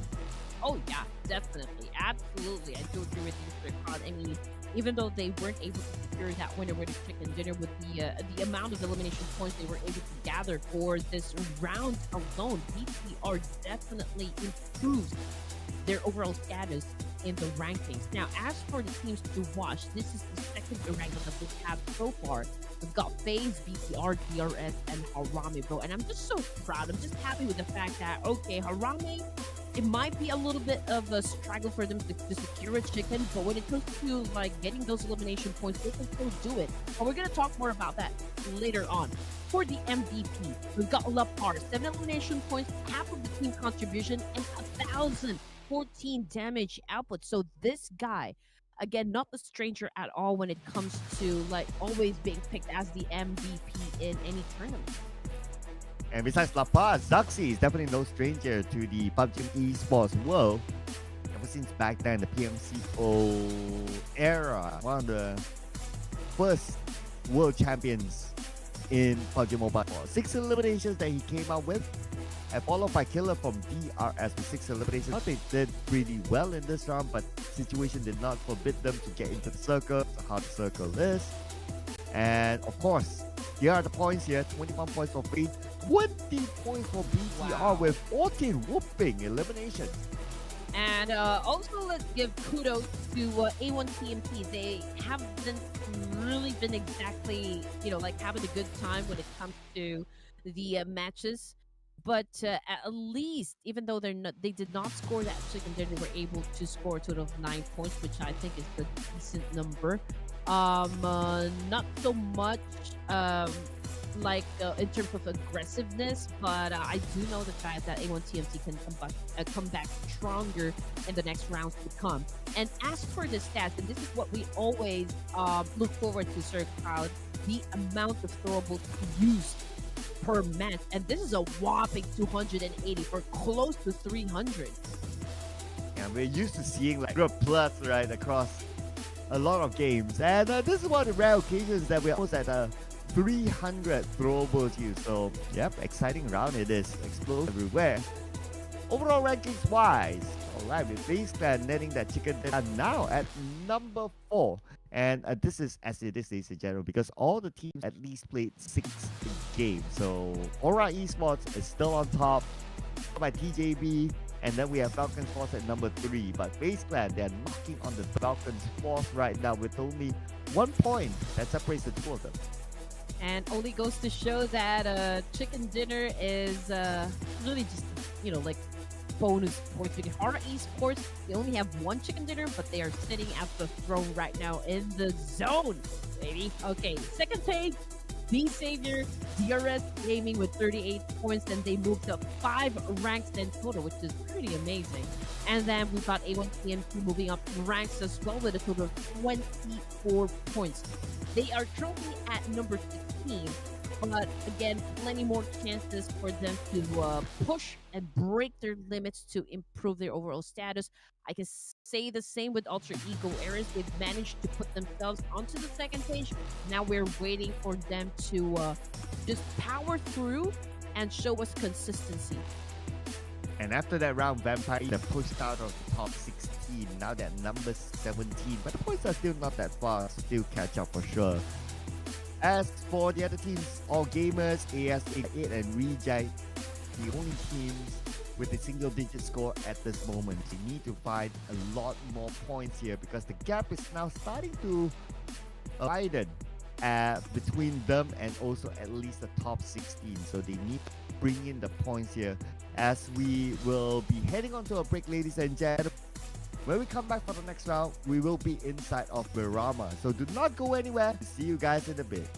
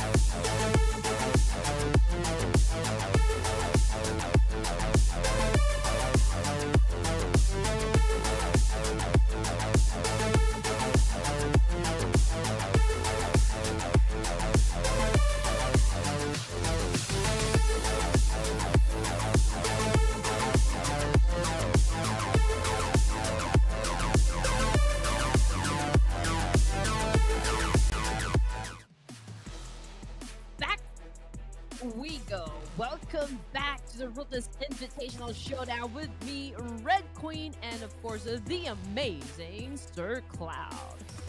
And speaking about amazing, this tournament has not been short of anything but amazing, ladies and gentlemen. We just saw Faceland scoring their chicken dinner, and it is their second chicken dinner in 2 days. But we're done with the Erangel. We're gonna head back onto Miramar after this, and we're gonna roll the groups again. So it's gonna be 8 with 3 after this. So if you missed some of your favorite teams from Group A, they will be back coming soon. Yeah, but it is still Falcons Force that was able to pull off 2 chicken dinners in a day. Now we're waiting for another team to do exactly just that. But then again, we're already halfway through day number 2 of this tournament. Again, let me just remind everyone that it's a total of 3 days for the playoffs. This is not even, the last stage. We are just beginning the Ruthless Invitational Showdown because all of these 24 teams are competing for a slot to proceed to the grand finals, wherein they will have a chance to grab that lion's share of the $5,000 prize pool. And again, we also have that individual prize, which is the most valuable player for $500. Oh yeah, individual awards, ladies and gentlemen. Let's keep an eye on that. Yesterday we saw Action leading the chart. Who knows? It might change today because Falcons Force haven't been having the updates. But here it is, the teams that will be playing from Group A: TIANBA, 4 Political Vibes, RIG, DPLUS, DXAVIER, YOODO Alliance, Alter Ego, and HORAA East. And in Group B, we have HARAME Bros, Vampire Esports, TJP, Falcons Force, DRS, AS, Agon I8, and K1 Esports. Oh man, I'm really paying close attention to teams that will be playing for this round. Again, this is Group A versus Group B. And I'm already assessing, trying to analyze which of the teams I think is going to dominate. And it's already making my head ache, Sir Cloud. But we're so close, at ending day number 2. But again, we have so much amazing teams that are playing inside this lobby, so it's always hard to pick the right team. But you know what? I don't think it's a problem for production and you. I mean, you guys have already scored 2 points. So we have to give the honors to you to pick any of our amazing 16 teams. Great. Who will do well in Miramar?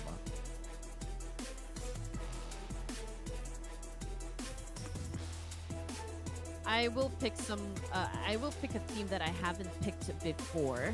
Again, you guys are all amazing, but I'm trying to check the wave here, the flow of the game, the vibe of the game. So I do feel like TJB. Ooh, they scored 1 today, and it was given to production. So looks like Red Queen is gonna put them out there to probably score a second one in day 2. Alright, I'm gonna put myself out for. I missed the boat the last time because Red Queen got. I'm gonna put in HORAA Esports. Let's go.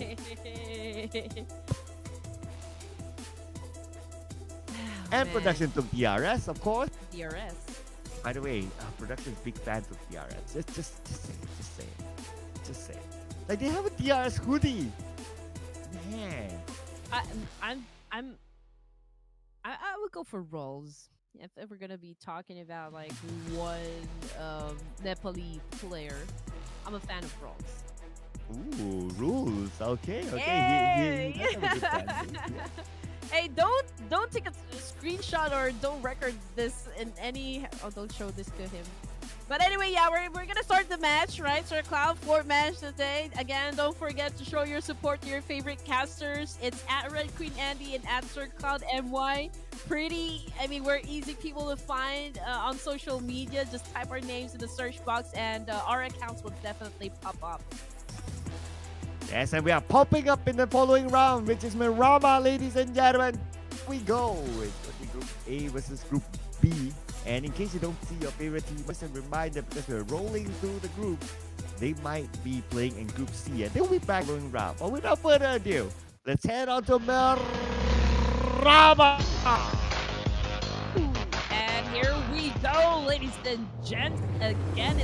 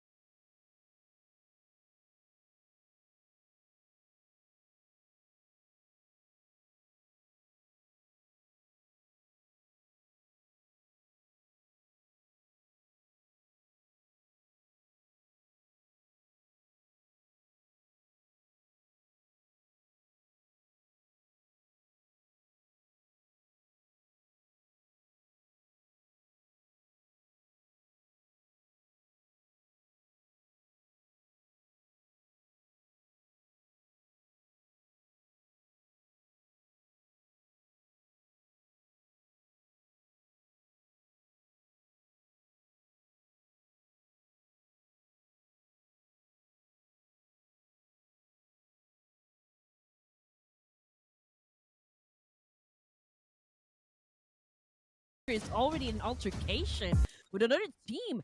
And ooh, those are the guys of Aegon I8.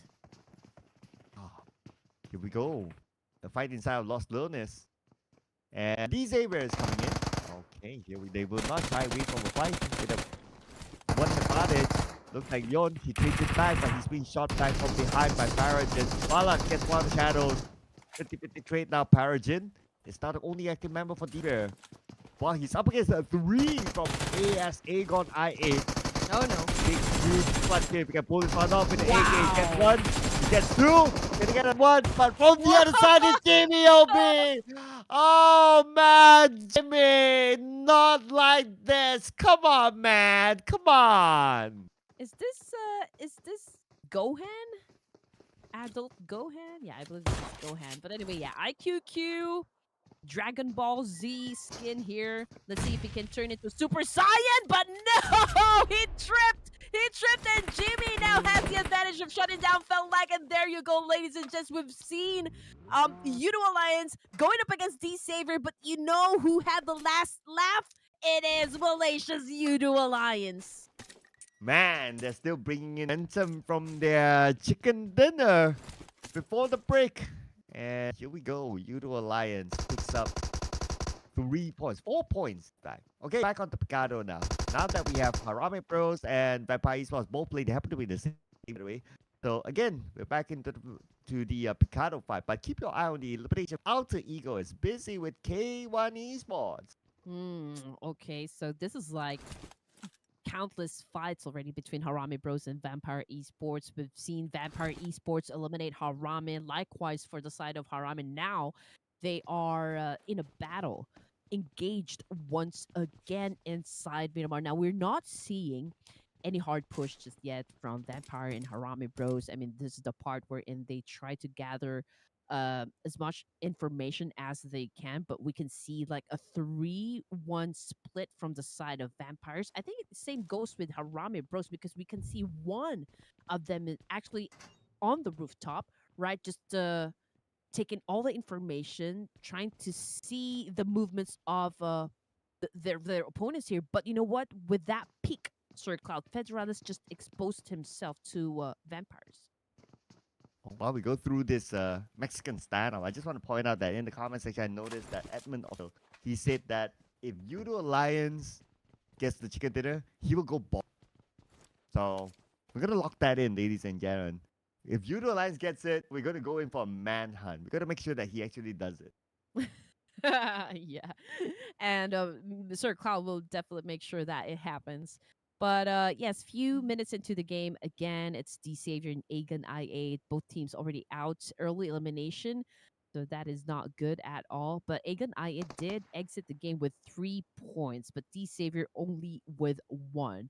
And we've got Jappy on the screen. We have a great visual up against vampires, but long range using an M249, pretty hard to pull off. Not gonna lie there.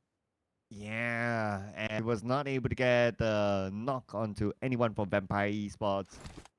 But the information, and maybe he kind of knows that, okay, that position, that weapon, not the best situation.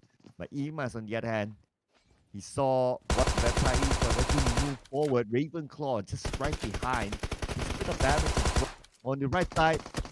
Yep, there's another one. That's going to be Newsy on the other building, though. Now trying to provide cover fire so that his other teammates can move forward.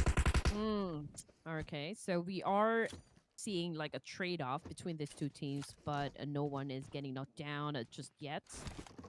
Everyone's pretty good with dodging the attack so far, but this is a well-calculated risk coming from both of the teams here. Nobody wants to be reckless with the push, but we can see range continues to get that information. I mean, every one of them already revealed their exact location, so they just have to change it up a bit. But you know what? Vampire already in the same building with HARAME. Now, this is the push that we have been waiting for. Okay, comes up to the third floor, and Emas is right up there all alone. Pedrolas is on the second floor. Pedrolas gets knocked down. The one man Vampire Esports looking for more right now. He knows that he has the advantage. Using a shotgun in a close quarters, best weapon possible in this sort of situation. And right now Vampire Esports operating with 3 players. Stone, looking for the right moment. Stone comes in. Ravenclaw knocked down. Well, and Newsy comes in, gets a knock on the range, and range be eliminated. Now the other members, Robin Bros, we need to follow up quickly. Amos Jappy now, only players remaining for the side of HARAME Bro. Now Jappy just cooked up the nade, but unfortunately he did not hit his target. But for the side of Vampire Esports, they are already operating with just 1 player. So an advantage goes to HARAME Bro. But this is like a crucial fight, between the remaining players coming from each of the team here. Now Federaz just got picked up, so this is now a 3v1. Can Vampires survive this? Oh, man, he needs to pull off a big clutch here. I mean, it's Newsy looking about. Molly on the other end will not connect at all onto Emas. Goes up the floor, really navigating around this area like a charm. Smoke is blinding him, not able to get a good clear shot across. Getting low on ammunition, so he has to be really, really efficient with whatever that he's using. Jappy now cooking it up. 2 seconds. You send it across, but nope. As Newsy from second floor, the Emas has a good clear view of where exactly he is. Oh yeah, now here comes the pinch now coming from HARAME. We've got a Nerdset, I believe, getting flushed out from this building. Now Amos just reloaded his micro Uzi. Now HARAME Bro getting ready for the push here. But be careful because he has an S12K and he can potentially cut down not this one, but 2 players. And that was what I was talking about. Jappy already knocked down.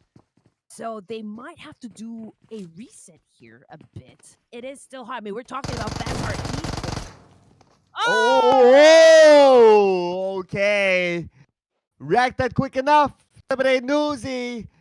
And HARAME Bros wins Picado again for the... I'm starting to lose count right now. They are definitely Picado. Oh man, but that was a great exchange indeed, right? But at the expense of French. But hey, I mean, they still did an awesome job. I mean, surviving a fight with vampires and still has like 3 remaining players is still really great enough to continue on to the fight. Now, YOODO Alliance on the other side of town, 5 elimination points. We've got Jimmy bagging the most number of kills here. And just look at that. They just went up against Falcons Force. Action already out of the game. Now, I do have this one question. Falcons Force, they're still safe. Whether or not they become aggressive for day number 2, I think with the numbers that they put up on the scoreboard, it's not going to take a toll on them. But do you think they're going to continue playing this one more on the passive side up until day number 3, Sir Cloud? You know what? That what you pointed out, I guess that might be the case since they are pretty comfortable up there. They just gain like maybe a couple of points every round. They will still be fine. So I Mm. don't see them really dropping with the amount of points collected. I mean, at this point, like what? Teams will have like an average of like 5 more games to go. So I think it's still doable for them to just kind of chill, maintain a few points, and be still fine into the grand final. Mm-hmm. And just look at that. TJB occupying the compound, but each one has a vehicle, which is really, really good because they could, I mean, they could dodge the bullets at the same time, just take cover. But this is a little bit on the Civil War side since Tianba is the one making it rain nades.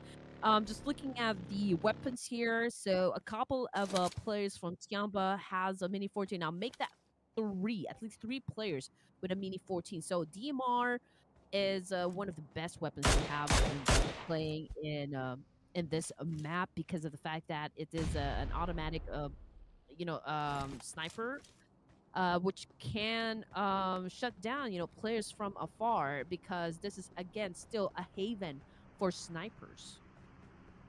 And long range weapons are great. Reggie with a mini 14 and Easy on the other hand. And I'm just looking at the position of 4 medical vibes around him. Although he's super, it's not going to be that easy for them to come up. If they attempt to try, then he will get the first shot. But now with Picado, look who's here. YOODO Alliance and HARAME Bros is still there. And we're back on the Reggie. Stopping 4 medical vibes from climbing up. Yeah, and also Alter Ego Air is going up against Talon Esports, and both of the teams are kind of losing numbers. But ooh, what a surprise there! What a turn of events because Harame Bros just got eliminated again by YOODO Alliance. Yeah, they came from Lost Illness. Take out the remaining of Harame Bros as we are back on the Reggie. Still holding his ground. Yeah, okay. It's not going to be that easy for 4 medical vibes then. That's what happens if you try to force it through. Okay, they try to come in from both sides, but Dog, oh man, he just gave Pubg a buggy. Okay, so a man who, when it comes to Miramar, he who has the high ground always has the advantage. Baron on the other side, I do believe he had a little accident there with his own vehicle, but Reject Reiji doing a perfect job here. Amazing job, to be honest, in defending this spot alone up against Miracle Vibes. I mean, Dog again finds himself on the ground, on his knees. And Oh, it looks like, ooh, Reiji is that decided, aggressive enough to go and finish the job. okay. I don't know was that a deliberate slip on, but he had the option of using the buggy. But anyway, maybe it's a fashion for him and he choose to go for that. Now the other members of 4 medical vibes navigating around this. It's not gonna be that easy for Reggie to spot them out. Okay, we hear a few gunshots there. Reggie, he's definitely going for the chase now. Okay, here we go. I'm not exactly sure why he gave up that spot though. It could be a turn of for Miracle Vibes has the potential to turn the tables here up against Reggie of Rejects. Now, I also noticed the fact that Reggie, I don't know where his other teammate is, so this is not a fair fight. I mean, just look at that. He gave up the position, and now For Miracle Vibes is at the top, and well, I don't know exactly what will happen, but we're just looking to see if Reggie can still defend himself in this situation. They have the option to disengage though. But looks like they still for it as Doc. Easy knock onto Reggie, who was trying hard to catch the members of 4 medical vibes. But now the zone will be on top of you soon. Just look at the blue here. Reggie will be spending time in it as his to try to save him. Drop into the vehicle and drive onto the sunset. Hmm. Okay, here we go. I guess it is smart for rejects to just abandon the fight, right? I mean, this is stage 3. They're outside of the zone, and you don't want to overextend your stay outside of the blue zone, especially in Miramar, because it can really hurt. So for Miracle Vibes, they are at the top. Their vehicles are pretty much damaged, so I'm not exactly sure how they're gonna get away from this place. So there's also that potential that, hey, Reject can do a massive spray and just gatekeep, the place from For Miracle Vibes. So lots of option there. We'll keep an eye on that now that the circle have shifted and they came from bot. See if they'll be able to survive this. Okay, but for Tianba, let's see who's standing time in the blue. Oh, it's QZZZ. All right. So the team is inside so he can follow the marker. Oh, we're not done yet with the reject and forward Saga. Okay, reject really wants to take them out. And so far, this is actually the round that they've gained the most points because they only got points at least, and they can probably make it 3. Told you. But okay, like judging by the situation, since they boarded their car, I don't think they're gonna be finishing off the fight. Perhaps they just wanted to inflict damage, against Full Miracle Vibes to keep them at least busy while they do their escape. So you know what? Okay, never mind. Divine again puts down Doc for the second time around, but you know what? He needs to find cover as well because Arrow's pretty on point when it comes to his aim, but obviously reject, making it hard for Full Miracle Vibes to enter the safe zone. Wow, nice shot, Reggie though. Oh, open up the space for Arrow to that shot, and that's how you punish you. But Divine is ready for it. Anyway, Arrow. Oh, wait a second. Delta, nice nade at the top. Whoa, two to hold the ball, Red Queen. I mean, just look at that. Falcons Force, once again, early elimination. They haven't even put up any numbers again. So I think they're taking a time off of the engagement, at least for the matches for day number 2. So perhaps we'll see them retaliate day number 3 of this competition, or at least for the playoff stage. We can see a lot of fights happening simultaneously. We've got TJB versus TIANBA, and I did see Alter Ego Ares somewhere, but from the kill feed, it's HORAA Esports that is doing a little bit of the third party event. They already scored their first elimination, opening up their account this round. Let's see if there'll be any other follow-up.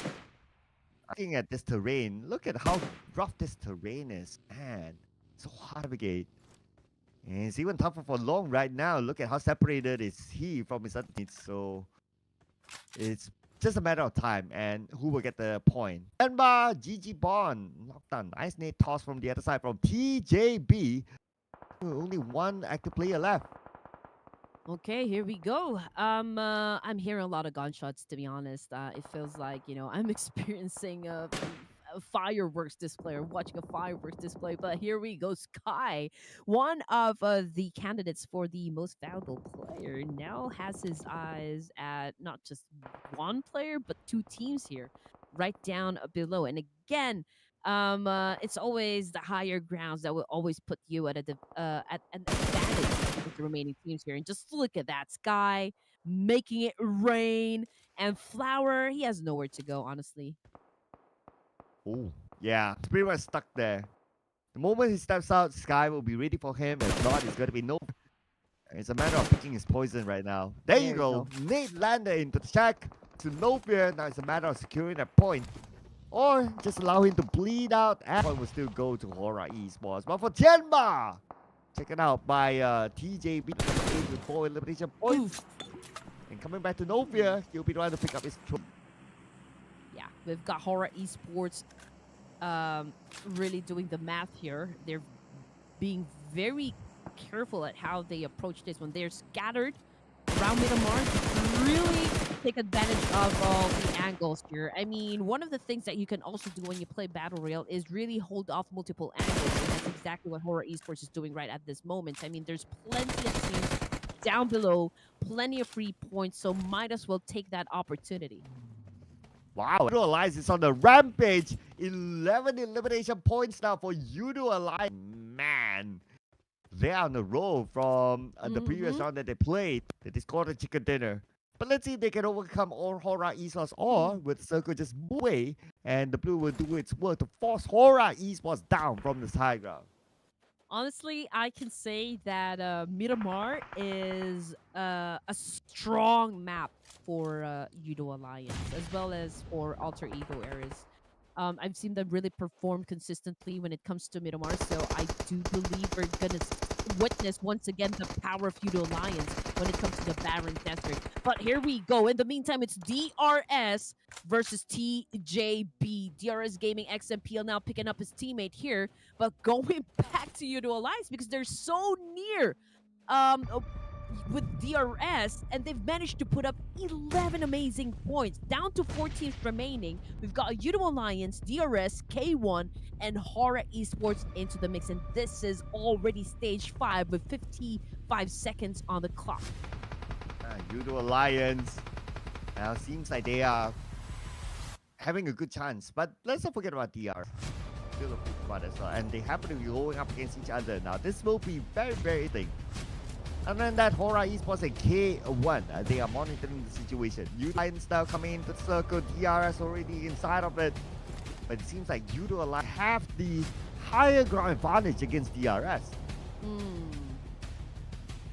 Oh man, this is amazing performance coming from YOODO Alliance. Now we always say this, Sir Kyle, before the YOODO Alliance off-season tournaments, they don't really perform, but right now it's like watching a different YOODO Alliance.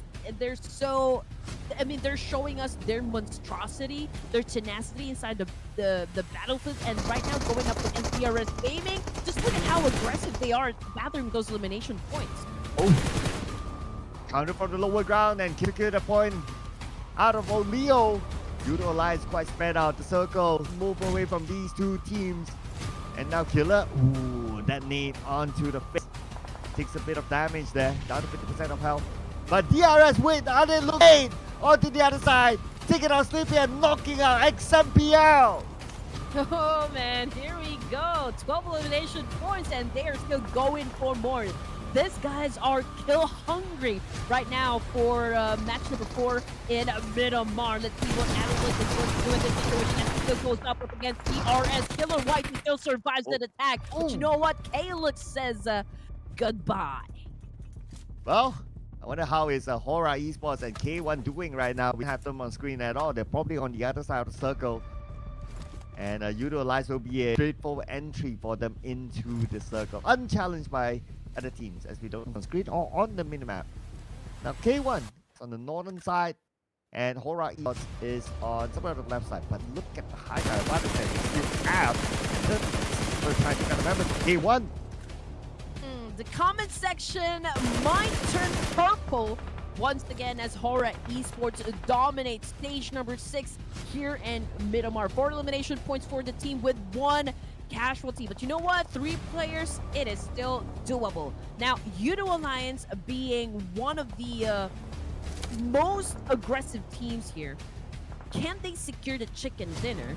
Because they're already on the momentum, so basically, again, they just really have to find their sweet spot at eliminating their remaining opponents. But HORAA Esports definitely not going down without a fight.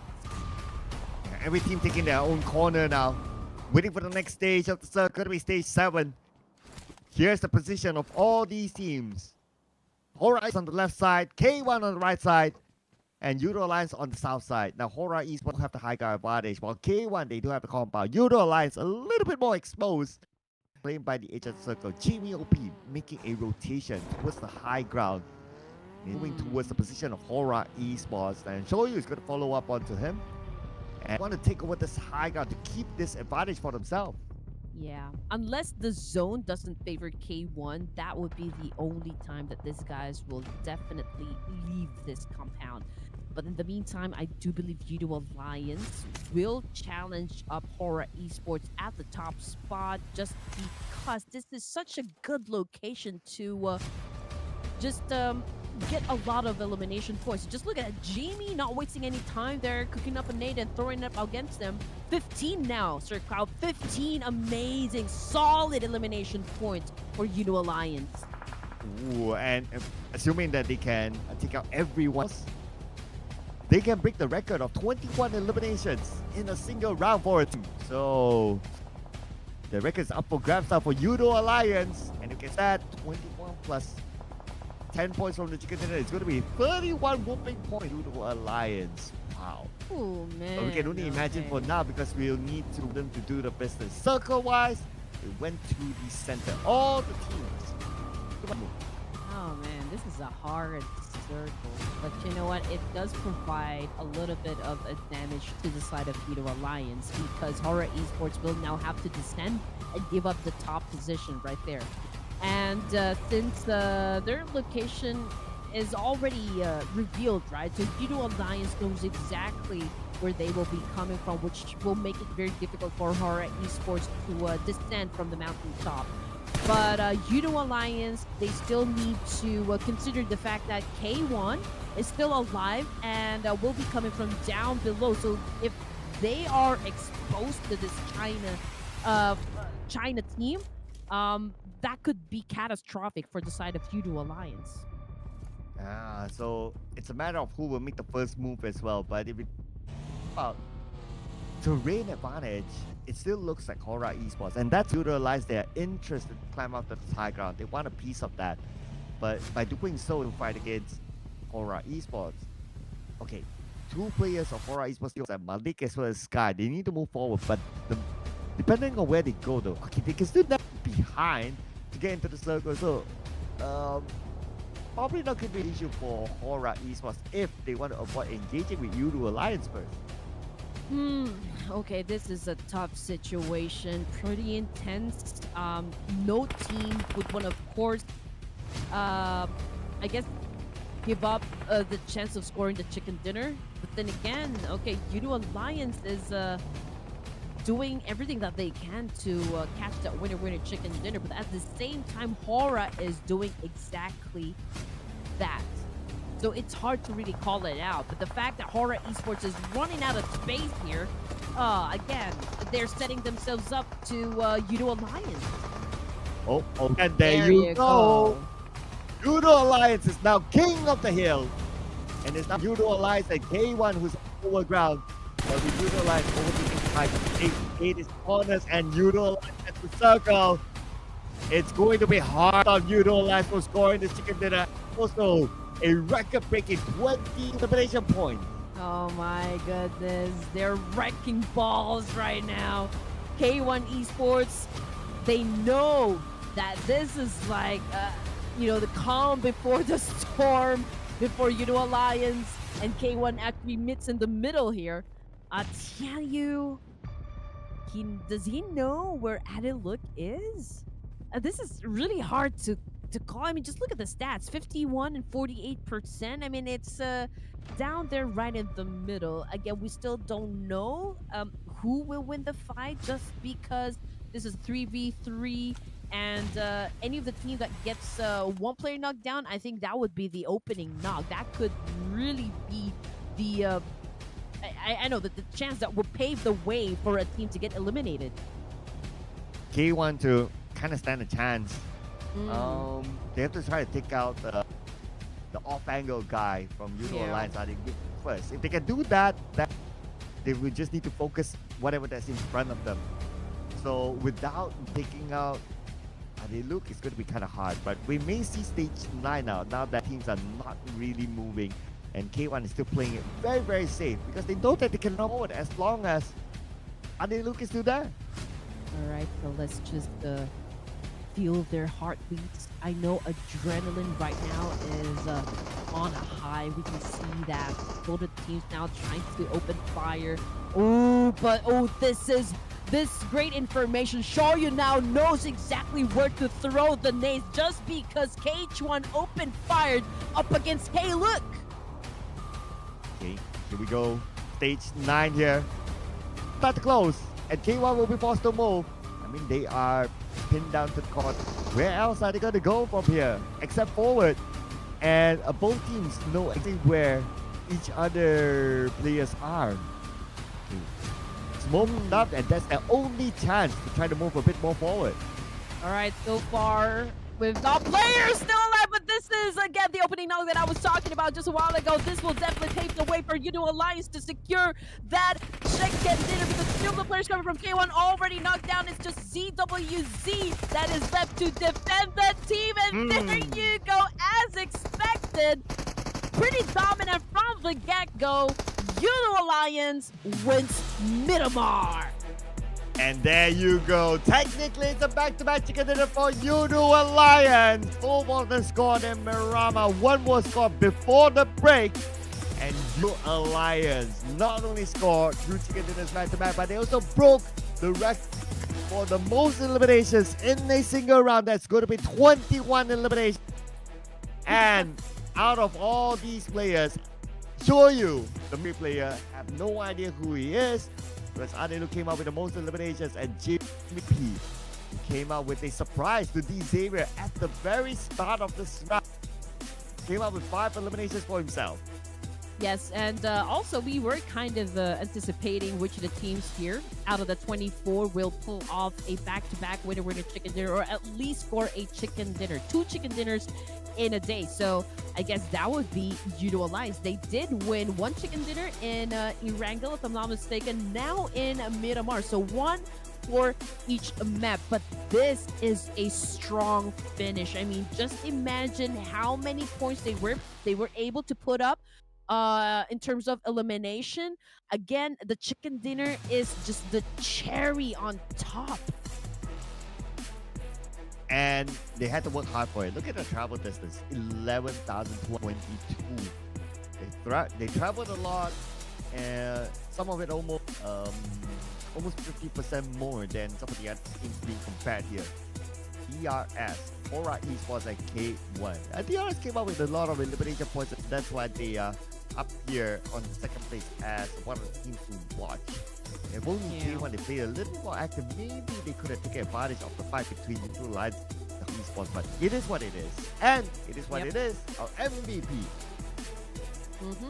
And I guess YOODO Alliance is showing us, when to be aggressive and when to be passive. I mean, they're not always so eager at getting those elimination points. They're showing a great deal of adaptability and flexibility in terms of like how they approach each situation inside the game. And there's no doubt here. I mean, top performers, we've got everyone from YOODO Alliance really performing after their the best of their capability. And then top performance. You don't get to see this very often, ladies and gentlemen. Normally it's me to read, and then one of them could probably be the support so he doesn't get on the chart. But all the YOODO Alliance players, they are up there. So undisputed 31 YOODO points. And because of all those points were pulled up to YOODO Alliance, only DRS scored a double digit. Even that, it's not even half of what YOODO Alliance collected.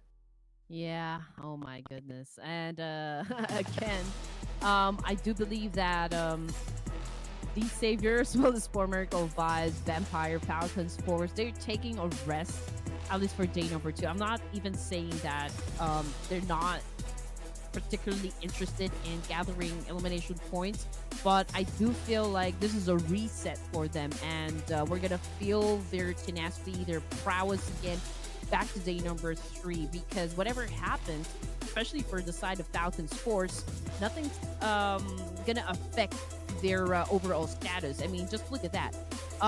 Okay, so let's just recognize the fact that, YOODO Alliance is now at the top spot with 86 points just because of that amazing gameplay, which dethroned HORAA Esports. Ooh, yes, and two of them as well. HORAA Esports, TJP, and Falcons Force, all of them played 7 games, so it is fair point up there. Base can play 6 games, so they have 1 game in hand. The gap is like 30 points, so 30 points is going to be pretty hard for them to catch the number 1 spot. But now looking over at page number 2, K1 Esports, a decent round, so that pushed them out to top 60 for the first time, by the way. They struggled yesterday because of a decent performance. We welcome them into the top 16. Yes, sir. And also DRX, we've seen this guys play. They're not so keen on getting the chicken dinner, but elimination points, they're pretty aggressive. But right now we are seeing some kind of a steady, chill gameplay coming from Korea's DRX as well. So as long as they maintains their position in the top 16, I don't think we're gonna be seeing them really become so aggressive inside the remaining matches for day number 2, unless they really have to perform. That's the only time we're gonna see them retaliate inside the games. But as for page number 3, Reject, okay, amazingly managed to rank up 3 slots here with 10 points, and now at the bottom of the page it is Team Pandum, or formerly known as Pygmy, Aegon I8 Esports, and China's All Gamers. Yeah, it is Reject's the best performance so far in this tournament. That's why they managed to gain those points, and now leaving All Gamers as the only team with a single digit rooted down there at last place.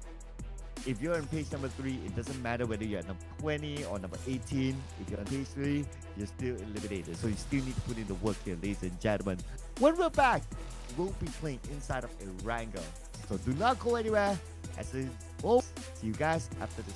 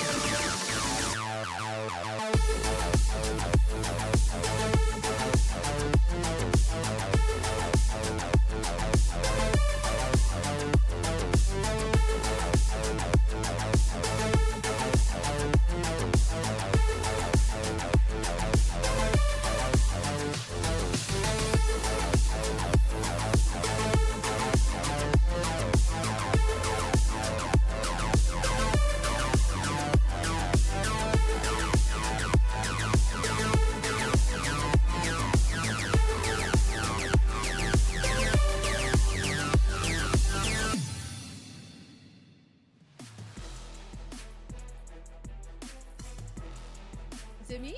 Is And it you? then it's, nah, I was just along. I was just playing along there. Well, YOODO Alliance came up with a chicken dinner back-to-back for them, technically, ladies and gentlemen, and this is the Ruthless Esports Showdown Season 6. Man, was a record-breaking 21 eliminations in a single round, and it's brought to you YOODO Alliance, ladies and gentlemen. Yes. And we are heading on to our next round, but before that, circle out together with Red Queen. Don't forget to follow us on our socials as well. Pretty mind blown when it comes to YOODO Alliance performance, not gonna lie there. But then again, you know what? When you finish at the top, when it comes to the playoffs, it's more of bragging rights. But the goal here is to finish in the top 16. If you get to the top 16, then we will see you in the grand finals. That is the only goal. But if you do finish at the top of the Ruthless Invitational playoffs, then that would be bragging rights. You can actually bang your chest right there and just pretend like you guys are Donkey King Kong, right? King Kong? Donkey Kong? No, King Kong, yeah, King Kong. Yeah, but if you missed the action, it's TJB YOODO Alliance phase that scored the winner in a chicken dinner. It's a double chicken dinner for Malaysia's YOODO Alliance. And they have a chance to make it 3 in a row because they're playing in the full round as we still retain Group A in our next match. But we introduce Group C, Tandem, CAG, Osaka, DRX, ETR, T2K, A1, TMT, Wasteland, as well as AD. Coming back into the lineup, so going up against Group A. And they're playing inside of Erangel next. So this is going to be the first time today, at least, Group A, the line of Erangel. Oh man, honestly, I'm already thinking about my choice of team, and it's hard. It's really making my head ache. I don't know anymore. Honestly, everyone is just really focused on being included in the top 16. So there are teams that we don't really expect to blow off are really doing an amazing job. And so, you know, I think it adds up to the difficulty level of us picking the team. But I think you should go first, Sir Cloud. Okay, so I'm going to see if we can triple, right? I'm going to go for my homeboys. YOODO Alliance. Let's bring it on. 3. Make it 3. Let's see if they can make it 3. Go. I feel like they are really trying to score a chicken dinner. So I think I'm going to show loyalty here. I'm going to go and pick HORAA Esports. Ooh, okay, HORAA Esports it is with the purple. Let's go. Let's see what production is picking for our next match production. Yeah, I firmly believe that they're not going to end the day without a chicken dinner at hand. So, yeah, HORAA Esports is the way to go. HORAA, please! Give me a chicken dinner! Production is going to put their chips on the board with Falcon 5. Okay. Yeah, okay. I mean, if we look at like throughout the day, we make a comparison between Formerica Vice and Falcon's Force. At least for today, Formerica Vice having a little bit better than Falcon Force. Yeah, you know, I believe they're putting on their mask. They don't want to show just how aggressive they can be inside of Battlefield. So I feel like this is more of a reset day, you know, for our top teams inside the Ruthless Invitational Showdown. So, but I mean, Formerica Vibes is, of course, one of the monsters that we always talk about, the ones that really performs great in any tournaments whatsoever. And there was, you know, like a little bit of a chat around the community about Formerica Vibes. And I do believe we've already brought this up a couple of times now that, you know, since East is no longer part of Formerica Vibes, that somehow 4MV would kind of decline. But no, I mean, the way that Doc shut down those naysayers and really proving himself to be one of the best players in the PUBG Mobile world right now is outstanding. And let's not forget about the replacement of Arrow. Coming in, he has shown some good moments as well for himself and for the team. So as a team, they're doing not bad, I must say. And maybe like what you say, some the netizens out there will be like doubting them and all that. But today it's all about getting into the top 16, and as long as they can maintain the top 16, it's fine. But do keep an eye on the grand finals. That is where it all matters, because that is where the moolah will be on the table for these teams. Let's head on to Erangel, ladies and gentlemen. And I guess it's really a privilege, I could say, or like it's really an advantage if you can get yourself to play in the grand finals, especially.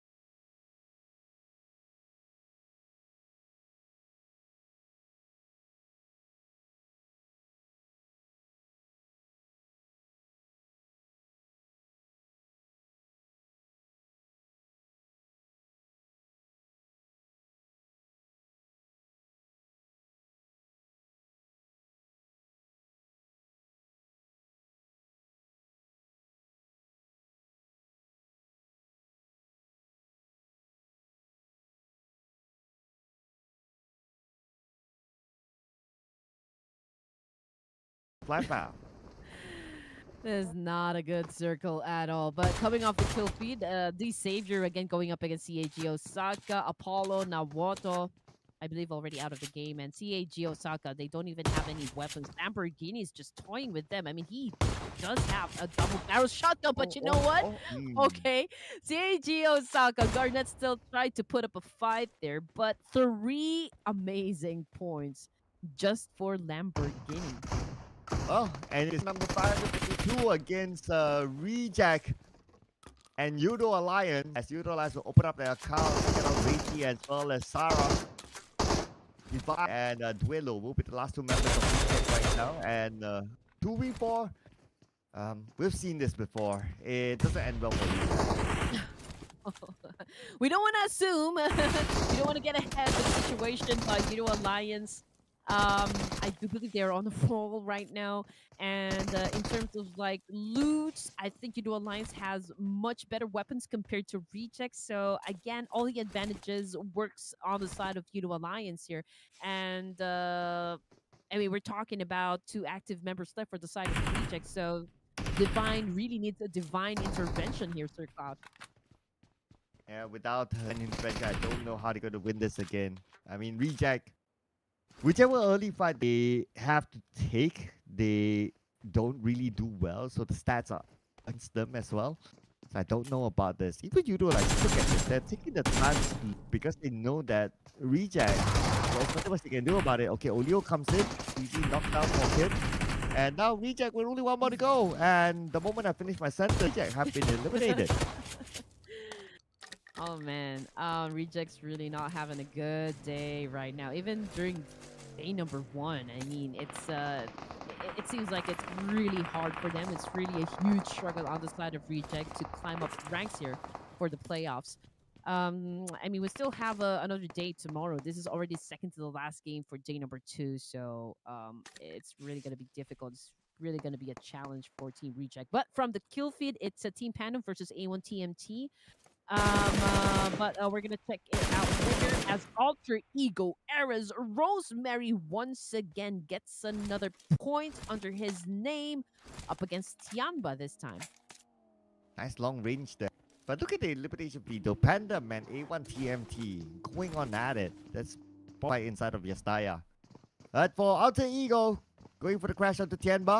And we have Silent Leica. Okay, this is a new for me. Okay, so he's going to lead the charge, trying to open up the fight against Senva. All right, here we go. Alter Ego Air seems to be doing a good job right here, flushing out players coming from TIANBA. I mean, they've got lots of nades, lots of Molly.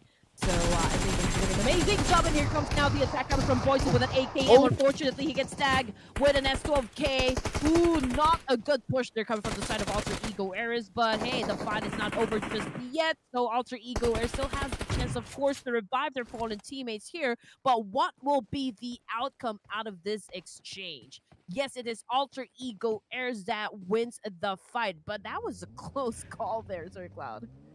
Oh yeah, that was real close. Lucky enough for him is that the follow up came in just in time. So great work there. Oh, but AG wants a piece of this fight, and they're playing without Swan, but they still want to take it to Alter Ego. Here we go. One did try to throw a nade there, but completely missed his target. But you know what? It's time for Alter Ego Ares to do a massive counter up against AG. Now we've got Ben already on the ground, and again, there ain't no rest for the wicked. Alter Ego Ares continues to dominate the fight.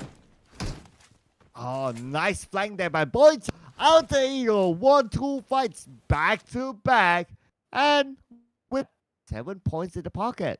Out gamers 0 points, so they remain as the only team with a single digit in the overall charts now. Oh my goodness me. All right. Of course, we do love the action. That is what we came for. I love the fact, Alter Ego Air is just kind of really having an explosive exchange here with not just one team, but 2 teams in total. Reject AG already out of the game here. TIANBA as well. Again, 3 teams eliminated, and this is just stage 1. And here we go. Saisei onto YOODO Alliance as they make their rotation. Already in the circle. So far, okay. Oleo's knocked, but he will be safe. Not a big issue. Saisei is alone. So if any player were to be in danger, it would be Saisei. If YOODO Alliance has that information that, hey, he's going to go all in onto him. But, YOODO Alliance probably won't do that because there's no reason to try to overtake the position where Saisei is at. Yes, sir. Okay, YOODO Alliance, I think they had an early start there for elimination points, right? After eliminating rejects. And now we're looking at CAG Osaka versus 4 Miracle Vibes. So Mattoon is trying to loot that building. Not even sure if he knows that Baron from 4 Miracle Vibes is actually there ready to flush him out. But I think Baron changed his mind, pulls out his AUG because, okay, so Mattoon exactly knows that there is a player lurking within that same area. Oh, I just want to take this moment to remind this name Edmund Official. He claimed that if YOODO Alliance won, the chicken will go bald. So we're going to claim that, Edmund Official. Don't think that I forgot about that. But here, DRX, nice knock on the refuse. And it's going to be Arrow all alone. But Doc will join him. This could be it. DRX, we did say this, that they're a little bit, like on a steady, chill gameplay here, but they're challenging up the guys from 4 Miracle Vibes, which is also having like a chill time. So, let's see who will win the fight. Saisei taking in some damage from Arrow. Doc is on the other side of the road here. DRX altogether from 1 position, but Baron is trying to hold on to that off angle, but he's trying to take care of business because 1 player, Matu from CAG Osaka, is also within that compound. But look at the circle, Sir Cloud. Wow, by the bridge. The water in this circle, so less amount of land. The Frankie now on the case onto Alter Ego. It's going to be the one to be firing, and Dimsy is going to be the driver. I think time in the blue though, about 700 meters away from the circle. They do have a couple of first aids, so they can still tag the blue. But how long more until they tag here with Ego? As we move back to the 4 Miracle Vibes, now with CAG Osaka. Man, okay. So obviously Baron is trying to rescue his teammate. Unfortunately, it's too late for Baron because he already perished in the fire. Okay, so which brings us down to just two players remaining for the side of 4MV and CHGO. Sasha, is this the turning point for this Japanese team? Oh, Frankie knocked down. It's only Billboard left, the final active member for Pandem. He's taking out the blue. He has first aids. And he has to get away from the line of fire from Alter Ego. Should be okay. But for the other team, is unfortunately will be eliminated. And Alter Ego on a rampage force their 10th elimination. Wow, alter ego era is okay, having a late game here, but still definitely showing up. Same thing goes for DXAVIER. 5 elimination points for stage 2. It is pretty impressive. Now, this is a three-way battle between DRX and former Vibes. We've got Mattoon still holding on to that position, but FaZe Clan also joining into the mix. Wow, amazing. Stealing a point away from that FaZe Clan. All right, but because these teams that we can see on screen, they are pretty comfortable in the circle, so I don't expect moves from them anytime soon. But for BTR, taking out Doc, one BTR, for Medical Vice only left with Baron, and he's sharing the same area with Mattoon from CG Osaka, while DRX monitoring the situation from the other side. Now we have DXAVIER for the first time on screen in this round. Okay, all right, here we go. DXAVIER now getting some action. Ooh, they're coming after YOODO Alliance, one of the top performing teams for today. And just look at that for Cloud. It is the end of rain for YOODO Alliance, at least for this round. And the moment DXAVIER crashed, it was quick work by them. So, not by DXAVIER, YOODO Alliance, well, the boys collector, I wouldn't be too worried about YOODO. It's pretty much the same situation as Falcons in day number 1. But let's see where the circle should go onto the main peninsula. Looking at the circle, will avoid water entirely at some point. Wow. There you go. Milta will be the center of the circle, and BR is there. Oh man, it's gonna be a bloody north this time. The north remembers. T2K will be coming from that direction and potentially clashing with DPLUS as well as HORAA Esports right there. But pretty much all of the teams are a little bit on the south and west side. So, but they're surrounded by a lot of compounds, you know, big and small ones. So I do believe they're gonna, you know, like take cover or like shield themselves, you know, from the other remaining teams, just like what DRX is doing right at the moment. But Baron is inside that small building right there, getting ready to, of course, defend himself. But let's see if he can eliminate all of the players coming from DRX. Oh no, not good for Baron. Okay, UMP in hand and AUG A3 on the other. Okay, no nades though. So he only has one smoke grenade left.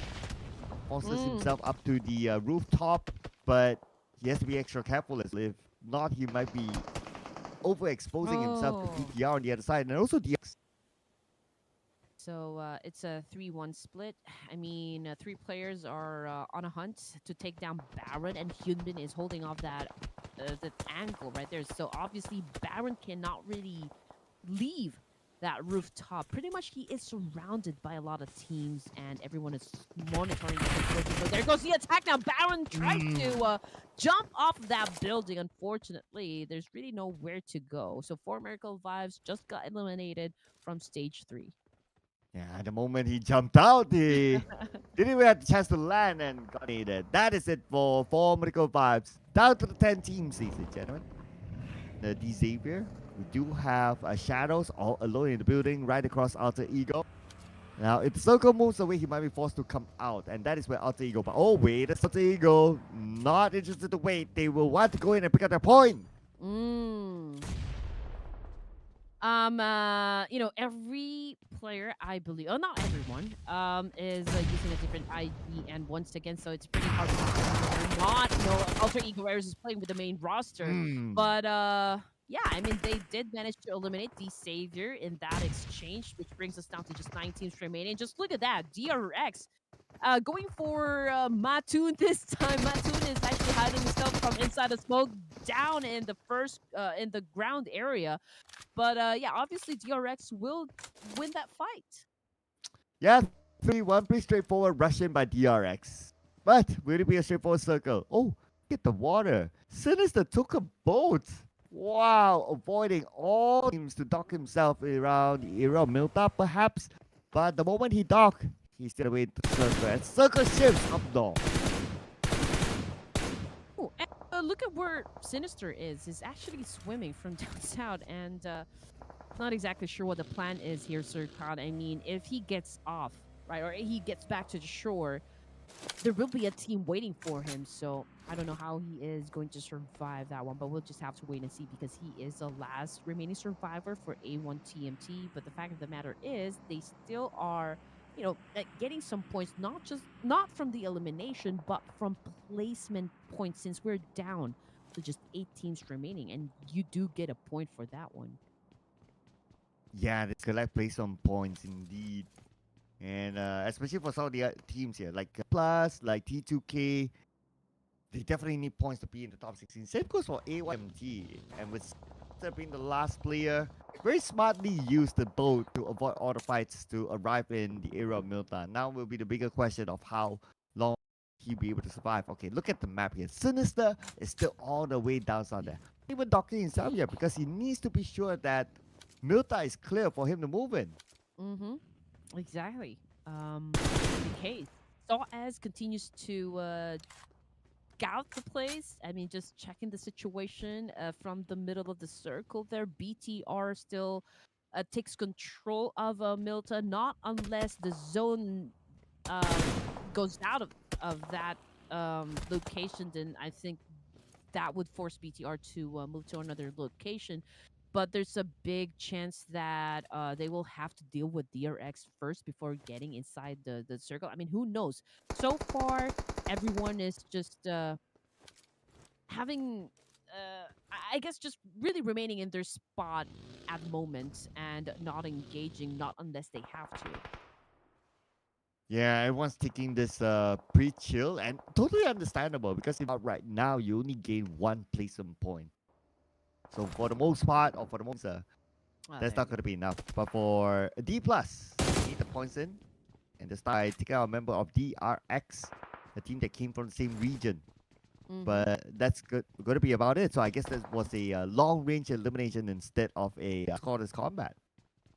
Yeah, considering the distance that these teams have between one another, I believe that this will be mostly on the damage output, not really translating this one into elimination just yet. But it's a good thing because you kind of, breaking your opponent's vest helmet, which puts them in danger. Let's see who's going to be in next. We got HORAA Esports now coming into the circle. Just right, it's going to be T2K, but because of how the terrain is, HORAA Esports with the high ground advantage against T2K. As long as they get the next phase of the circle and they're not forceful, this high ground will be pretty nice. And at the same time, they do hear echo sounds from T2K, and they are looking at the correct direction. Circle time, and keep your eye on Sinister. How far more do you need to travel from the southern side? There you go. Not too far, but next to him, PR. Yeah, so this is the situation right now. I did say this that potentially that BTR will have to deal with DRX, but DRX now at the edge of the circle, so they could do the gatekeeping up against BTR right now, but not unless they take down Sinister first. But there you go. Zuxi already knows what to do, and now A1 TMT goes out of the game with, I believe, with one elimination point. Yeah, Sinister out, and they only gain 2 points this round for A1T. But this is where the action will start to roll right now. Okay, BTR take out a couple of members of the DPLUS, getting only Chips alone as the active player.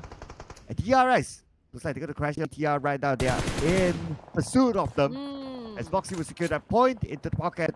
Number 4 for BTR. BTR looking strong. Stage 5 in Erangel. 4 elimination points, which is impressive, of course. DPLUS Kia now trying to take care of business up against HORAA Esports. Off of the kill feed, it's Yoonbin from DRX goes out of the game, but DPLUS Kia also nowhere to be found in Erangel. And here we go. 6 teams left, just like that. And one more team down, and we have to hear the music, ladies and gentlemen. That's Spaceland right now going up against DR. They have arrived at the compound. DXAVIER on the other side, and it's going to be one that takes him out. DRX. Now down to the last play, I say. It's really awesome the fact that FaZe Clan still holds a complete squad and gathering a lot of points. Pretty strong, you know, there's that possibility that they can score the chicken dinner, but you know what, for Cloud, Alter Ego Ares now holds the most number of kills here, 14 in total. Ooh. And they could potentially take YOODO Alliance in the 21-point record as of now. But let's see how many more points they can collect as we hear top 5 music in with DRX out at number 64 with elimination point. Oh man, this music makes my heart beat so fast, honestly. But okay, here comes HORAA Esports now making a move up against BTR. BTR holding on, defending that ground there. Okay, as you can see that HORAA Esports now making it rain nades, flushing BTR out of this area. But you know what? BTR remains to be strong. Yeah, BTR. One player down though, but 2 players. They could pull off a miracle, but look at who's strong. FaZe Clan. Let's remember that they did score scripted inside for Erangel. This could be the comfort map. But let's see what happens here with HORAA Esports, as they are also the other team that has a full squad going up against BTR in this compound. BTR as a duo had to fight it out against the 4 members of HORAA Esports. Okay. We can see that the only teams that might fight would be HORAA and BTR just because of their proximity with one another. But the zone does not favor them at all. So if they're gonna do business, they have to settle it fast because they are already running out of time. And both of the teams, they know how how important it is to win this fight now that we are already at stage 5 here in Erangel. Yeah, especially for T2K. They definitely need the points in the bag. Let's see here. Looks like HORAA Esports is going to go in, sending nade after nade. Whoa, look at the amount of there. No. I know it's the 4th of July, but, you know, it's normally not celebrated with nade. The case of PUBGMOBILE, it is with Foxy nading down. No fear from HORAA Esports. So that's one down and out. Rijuki, aka Sata, will secure that point. 3 more to go for the side of HORAA Esports, but make that one. Because it's only 1 active player left, but Sata, he has to save Foxy first.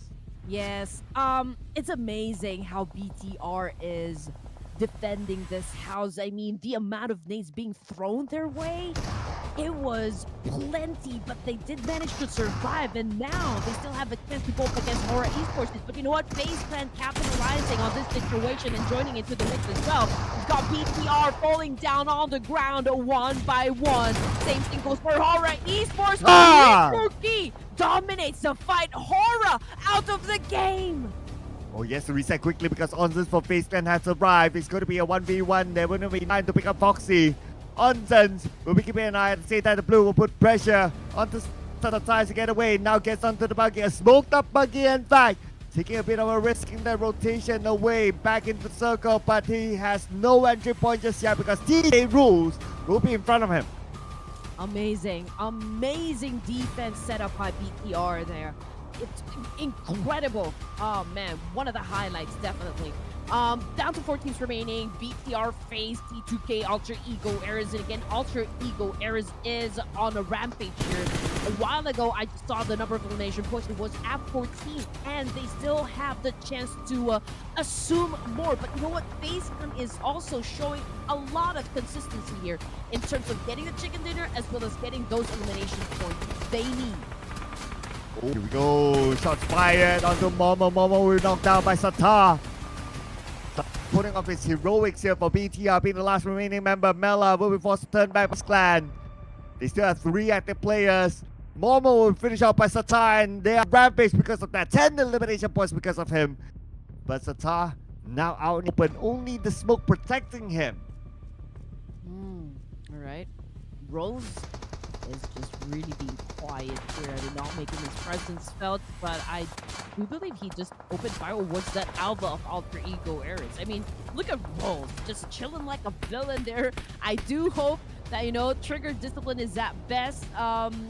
It's better to just perhaps join into the mix when everyone else is busy dealing with one another. That would be the best case scenario. I mean, like, being a third party. But okay, let's check out the circle as well. Oh, FaZe Clan, they have one player in the circle with the ball. Whatever it is, FaZe Clan, they just need to move into the circle, allow other teams to cancel, and they'll be fine. But FaZe Clan probably want a couple of points for themselves and don't want to stay quiet. They want some action, so we can still see some of the players outside. Oh man, okay, so FaZe Clan, another possibility for this team to score a chicken dinner. Oh man, amazing. I mean, really, I'm all smiles here because FaZe Clan is definitely showing up and putting up a good show. So just hold on tight and enjoy your snacks because we are in for a treat. Again, 4 teams remaining. We got FaZe, P2K, BTR, and Alter Ego Airs. But honestly speaking, Alter Ego Airs doesn't even need a chicken here. Just by the number of elimination points they were able to accumulate, they have already set a big number onto the scoreboard. Yeah, and don't find out that Rosemary did a lot of work in this round. But Alpha 7 taken out by Mela, long range, and Mr. Silent. Try to remain a silent, but the fact that he's on the outside of the circle, there's only a limited amount of time that he can remain silent. But T2K will be silenced. No elimination points at all. At 4. Oh man, here we go. All right, so it's down to FaZe and BTR, and again, all the advantages seems to be working out for the side of Thailand, and we're just really waiting. It's a whopping 73%, so again, we're just waiting for FaZe to actually close this fight. There's a big unless here because it's Satar we're talking about. He has multiple clutches, but we're talking about FaZe Clan as well. Uses his final first. One need, if they're able to send it into the shack, and then that's flooded. Oh, Satar forced to move out, but he evaded all those shots. Now behind this building with nowhere to go, nowhere to hide, and he will be shot from the far, from the house, and that is going to be FaZe Clan with another chicken dinner, boom, chicken dinner so far in this tournament. Oh my goodness, I mean, 2 teams now for today that scored 2 chicken dinners. Amazing. So it's gonna be an interesting day number 3. I'm already excited for tomorrow, not gonna lie here. I mean, this is just the second to the last game for day number 2. And I'm not even excited for our final game. I'm excited tomorrow because I just know those teams that are taking a rest for day number 2 will definitely show up tomorrow because it's gonna be a tight competition for the top 16 teams. And that is something that we really want to see by tomorrow, ladies and gentlemen. A lot of pulled up to the teams that already are in a comfortable spot. So that means the distribution of points at the page 3 will be very thin. So the points difference will be really small, and that will allow teams down there to have one good game, and that could save their campaign and will allow their ticket entry into the grand finals. Honestly, I'm trying to calm myself down. I mean, FaZe Clan is I don't know. It's like something happened and they just decided to phase up and dominate this lobby, which is very successful, by the way. So again, I'm just looking forward to tomorrow. Not even the last game for day number 2, but yeah, teams to watch: Alter Ego Ares, BTR and HORAA Esports. Now, I do kind of feel bad about HORAA. just a while ago, but we're gonna go back to that one later on. 8 elimination points for Rosemary over here, 44.44% team contribution and 1,254 damage output. I mean, this guy, there's the big reason why some people in the community calls him Rose Carry. Yeah, he has been carrying Alter Ego. If he turns up, Alter Ego will turn up. That has always been the simple rule, ladies and gentlemen. And obviously, he turned up with 8 eliminations. That allowed Alter Ego to get 18 eliminations in this round. Another player that has turned up is going to be Lapa from BTR with 6 eliminations. And the mysterious silent, whoever he is, came up with 5 eliminations. Well, representing Alter Ego. And here are the points. Because of their amazing 8 per haul, they gained the most points of them all in this round. Woo! Oh my goodness. Okay, so 17 points for FaZe.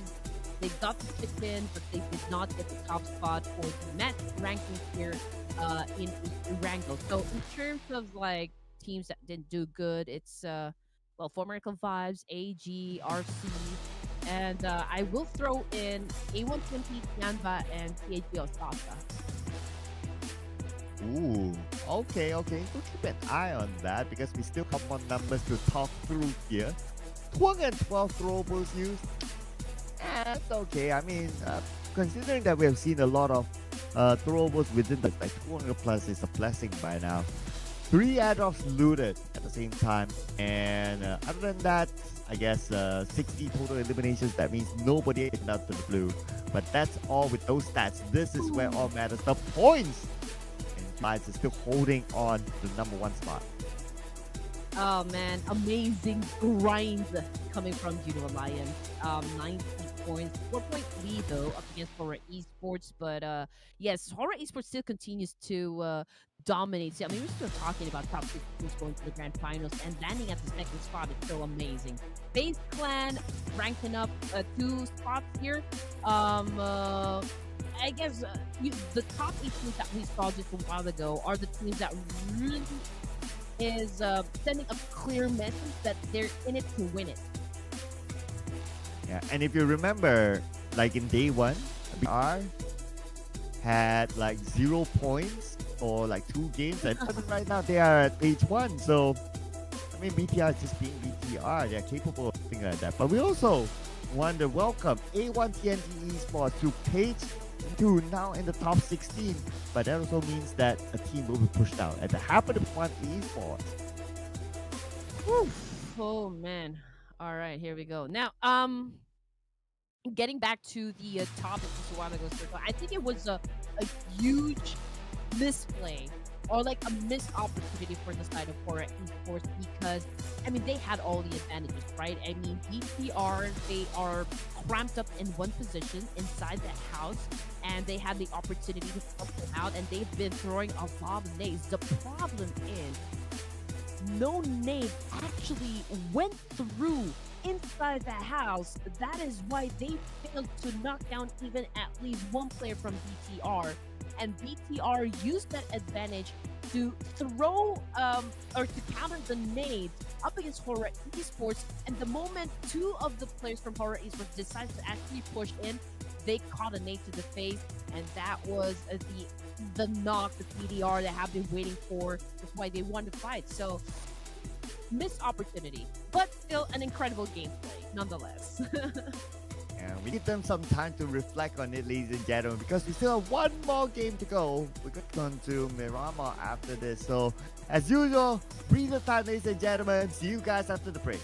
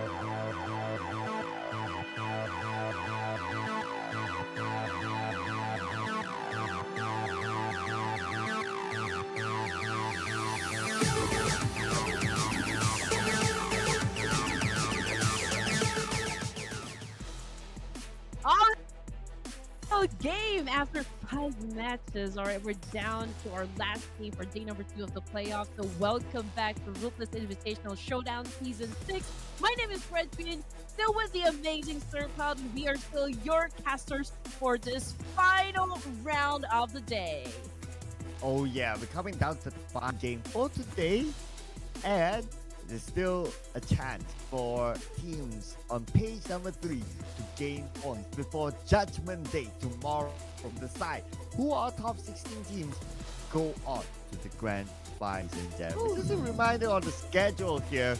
So we have 2 double champions that came from YOODO Alliance and also FaZe Clan. Yes, sir. And again, this is an opportunity for me and Sir Cloud to take a breather, right? We're gonna take it the final game. We're gonna take the final game a little bit on the relaxed side, okay?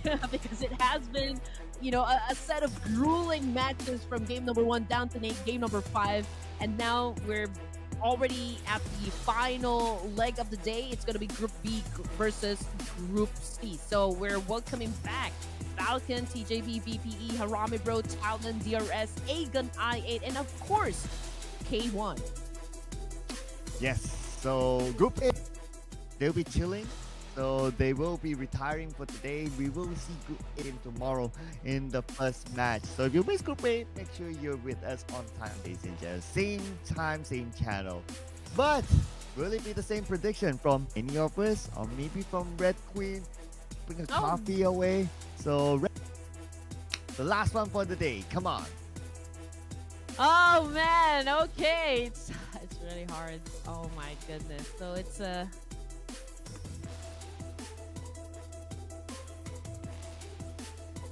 I don't know, but help! Calling a friend. Who do I pick? Or you want Red Production to give you a random name? Yeah, just give me a random name, guys. Okay, let's see what production comes up for you. Random name, random name, random name. Done. Ooh. All right, come back in the final round. All right. I mean, it's possible. We've seen that with BTR today. 0 points, like for the most part, and then they come up bigger in the final game. So why not, right? For Falcon, they might be able to come up with the same. Yeah. Okay. How about you, Right. Sir Cloud? Come on, it's your time to pick. Man. Ah. Oh man. Why? Why are you doing that?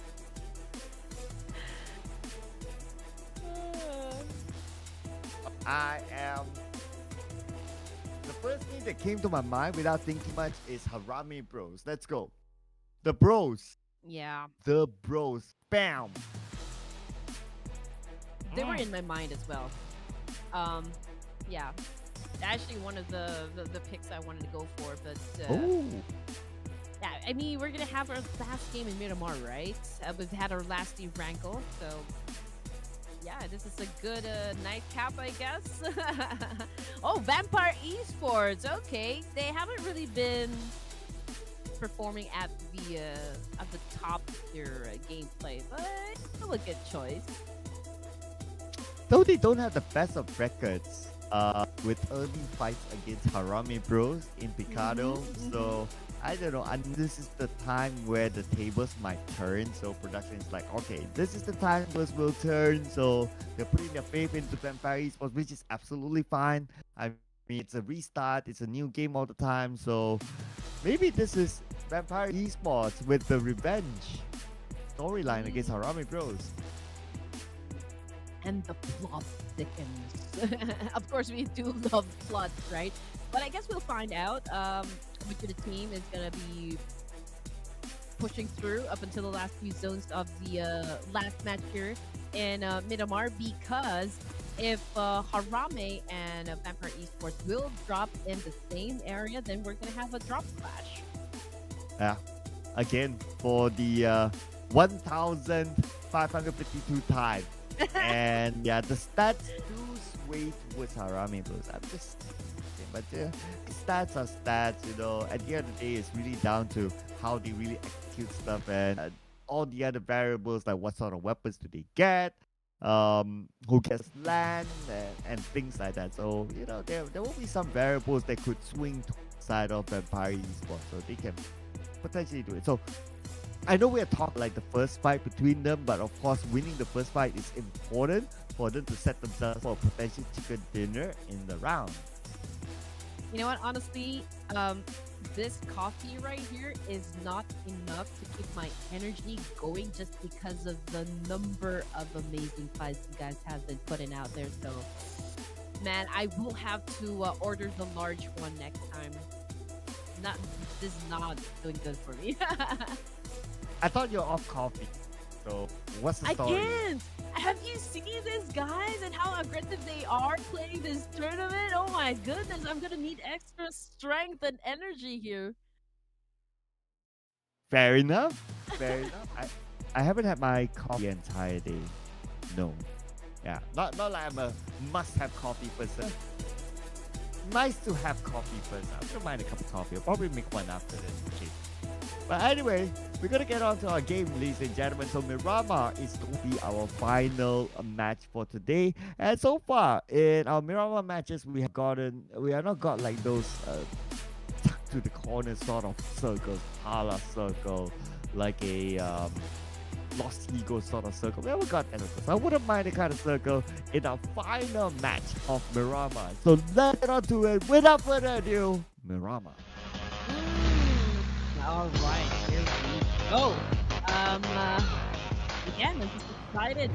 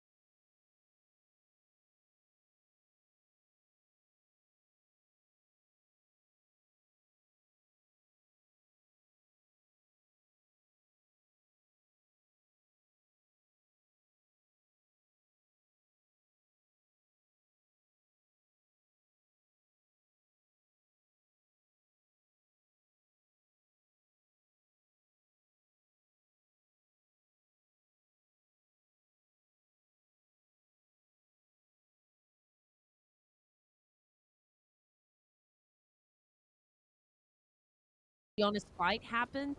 But here we go, getting back into the war zone Harame role phase. No vampire this time. Oh, okay. So Vampire Bots. It looks like they're gonna let Picado go for now, but Polo is not gonna let TJB go. But it looks like they trade off with each other. Now Apollo is going to save Garnet. You know, Garnet sounds like a princess, Princess Garnet. I don't know why, but anyway. Yep, Apollo to save the princess. Yes, sir. But okay, again, not a good start for CAG Osaka. I don't know what is happening with this team. They did kind of perform with a promising start to end finish for yesterday's event, but it's the exact opposite that is happening for Seiji Osaka right now. 40 JB Esports. Okay, one of them is currently knocked down, but we can see only S, right, with an SKS hand, and he is still going on a hunt here. for the players of CAG Osaka, but is he gonna be dealing business all alone, or is he gonna wait for backup just to make sure? He's pretty low on bullets though, so not sure about this honestly. I guess if I were him, it's like, okay, go somewhere, lose, and live to fight another day. But maybe he's like gathering the information, hoping other teammates to come and join him. Frankly speaking, he does need to do it, but I guess they just want to take the fight against them, and his other teammates are moving. But speaking of Team Panem is moving against DRS. Hmm. Okay, Aku. Just waiting for the right opportunity here. Of course, timing is key as well. We've got some fishing shots there coming from Team Tandem, just luring out the rest of the guys in DRS, but they are not making a move whatsoever. Trigger discipline at its best. Team Tandem navigating around the house, firing out random shots, but they need to be careful of their bullets. Pretty low at this moment. I also noticed on the elimination feed that HARAME Bros, they will lose Jappy to Freeze Clan. That's going to be one down for HARAME Bros. 3v4, I believe, as we focus on the Pandem. Still navigating around DRS. Pandem moves in. Achul went down. A little bit of a trade between the two. Now they're looking for the next target from DRS. Oh man, miscoms right there coming from the Cool Team Pandem. Again, that's giving the advantage to DRS Gaming. But you know what? DRS also playing with just two players. That for the killer white team goes down hard. So there might be a chance for Team Pandem to actually win this fight up against DRS. We'll just have to wait and see. But coming off the kill feed is CAG Osaka putting down players of TJB this time. And there you go, just like that. TJB already eliminated with just 1 point. Let's see what Osaka come up with. 1v2 spraying. Oh, but he's very, very low on ammunition. I noticed a single digit. There you go. Bullets on his M4, and that's about it. He has to loot out. He's praying to get bullets here. Okay. Found a couple of a bunch of ammunition, so pretty okay for now. But going up against 3 from Pandem, it's gonna be quite a tall order. Okay, but he is holding a double barrel shotgun, if I'm not mistaken. So if he can actually line up in tandem here, he could potentially shut down at least 2 of them, and that could give him a chance to win the fight. But then again, he has to pick his moment, and that will take time and precision. But yeah, I mean, Team Pandem eliminated DRS, 1 elimination point, so we'll see you guys again tomorrow. Well, at least DRS the point. I think goes for TJB as well, so not empty-handed. But look who has a party talent now wants a piece of Pandem, and they would have read the feed, and they know that Pandem has only 3 players, so this is the chance to overwhelm them with numbers. Yes, definitely. I mean, Talon Esports, they heard the gunshots and they've been keeping tabs on the kill feed, so they just know that Pandem is at a disadvantage here. That actually boosted their confidence to crash this compound. So it looks like Team Pandem gaining momentum, but at the same time losing the fight up against Talon Esports. It's a 3v1 now. Okay, so let's see the down.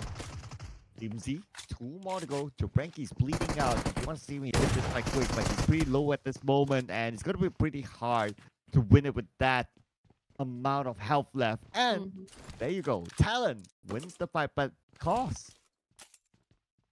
Yeah, this is what I would like to call a Pyrrhic victory. Even though you win the fight, but losing 2 members of your team is pretty bad to say the least. Now, CAG Osaka, okay, pretty aggressive with how they are starting the final game for day number 2. I mean, they did manage to put a 5 elimination points, and they are on their vehicles right now, hunting for more. Right now, they have they found Hyunbin coming from DRX here. Unfortunately, one of them gets shut down, but still 2v1. Hyunbin with a DBS makes him a very dangerous player inside the game, but good follow-through coming from Garnett. But look at the minimap, another Team King though. Monitoring the current situation. So West from afar. Looks like he will get but it's going to be CAG Osaka eliminated, but they got 6 eliminated points in like what, just stage 1.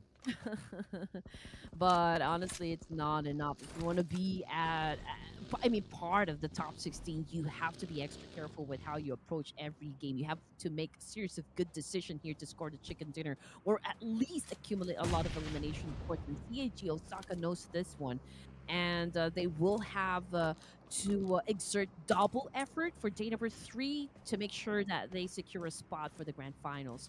Now, a few minutes into the game, ladies and gents, and we're looking at the 12 teams remaining. All gamers on your screen right now going up against CRX. Saisei finds a very good spot of shutting down his opponent right there with a UMP.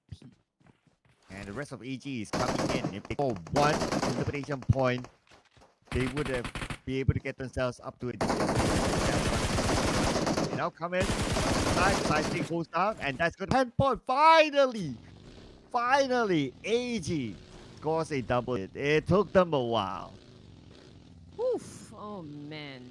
DRX. Okay, they're flagging their 4 elimination points, right? But they are now down to just 1 player remaining, so it's going to be difficult for them to get to the last few zones of the game, considering the fact that they don't have manpower or they don't have enough firepower to go up against even teams with just 2 players remaining. So they will have to pick a spot and just chill for a while and just join into the mix back again if you have the opportunity to accumulate a lot of points. But I think the best thing to do right now is just focus on getting those placement points.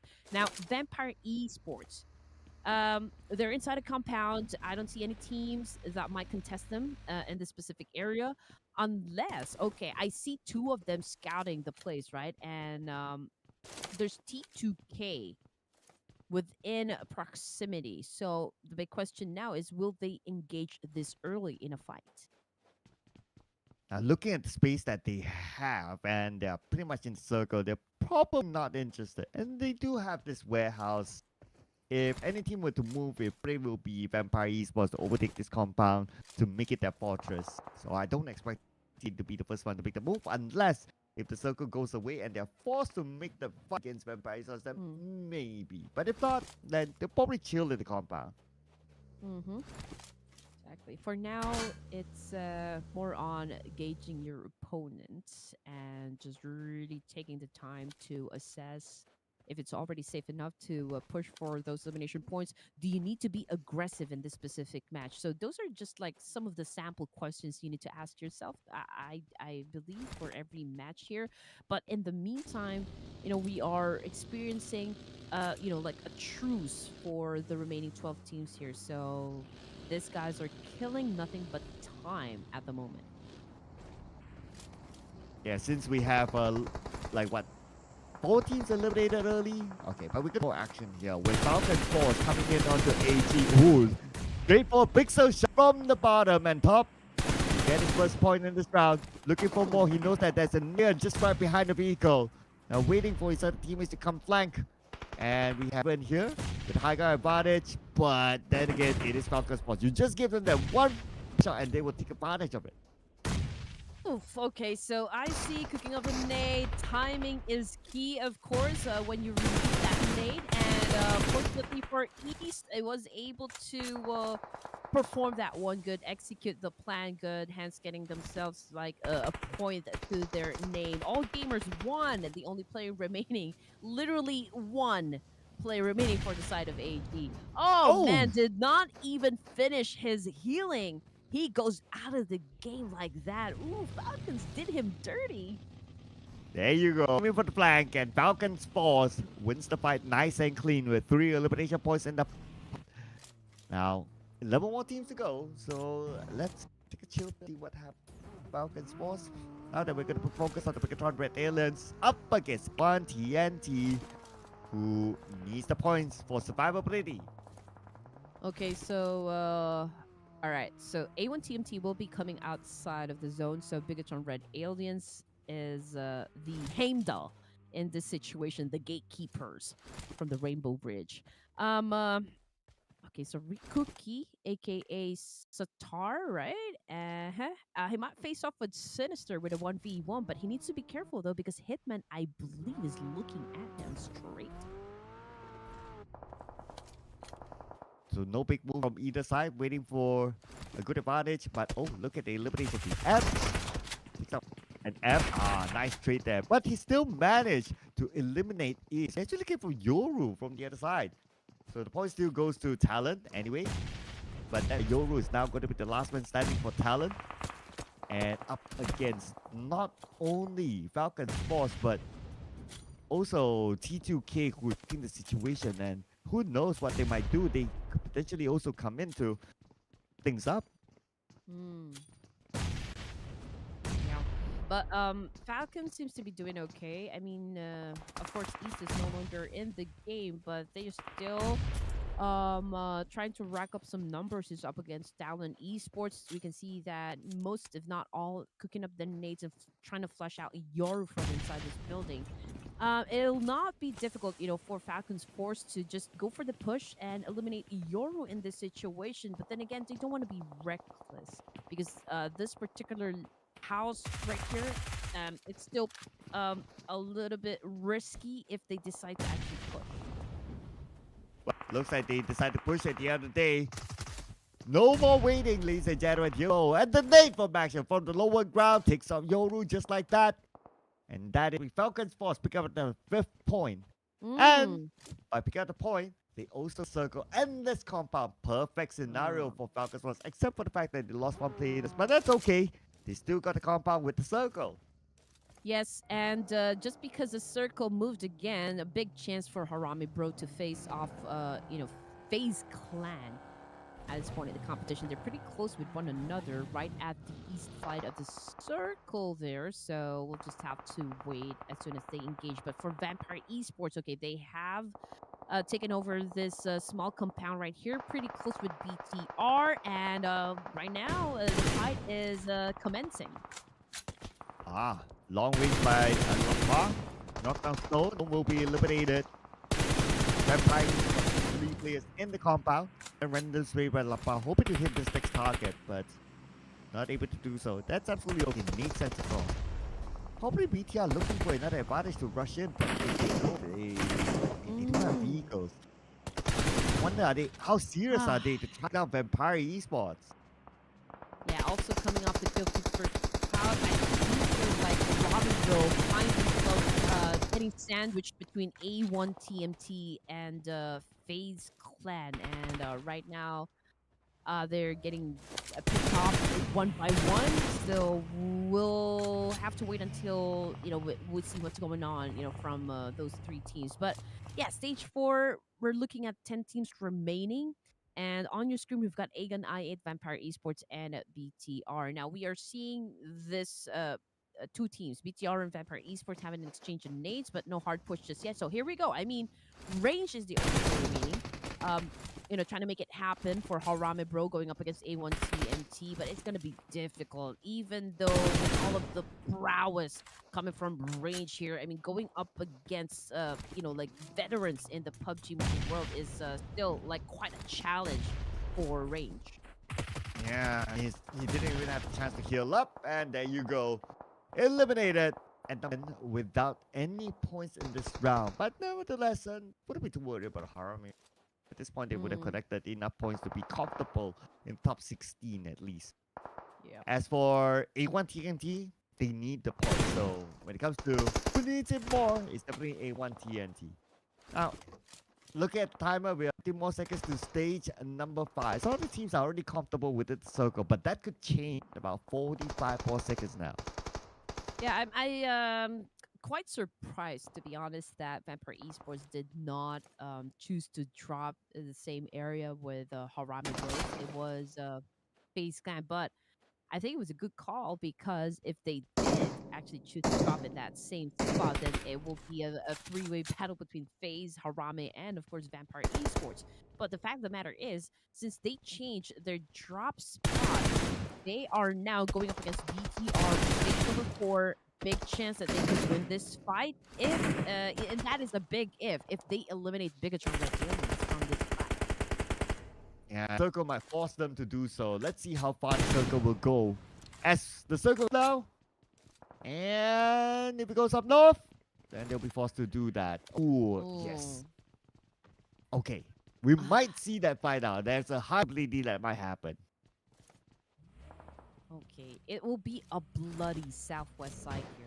Definitely. I mean, we've got A1, even I8, BTR, Vampire, Falcons, DRX, all together, coming from one direction. But we still got some of the compounds unoccupied, so I do wonder if some of the teams will head towards that direction. I mean, if there's an opportunity for you to kind of chill for a while before engaging and just make sure that you collect all those placement points, I think you should go for that one. So let's see which of the teams here will opt to do just that.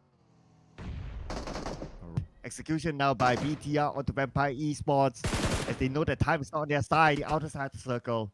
Looking for an advantage. I think I remember of Vampire Esports, but they are all in the building.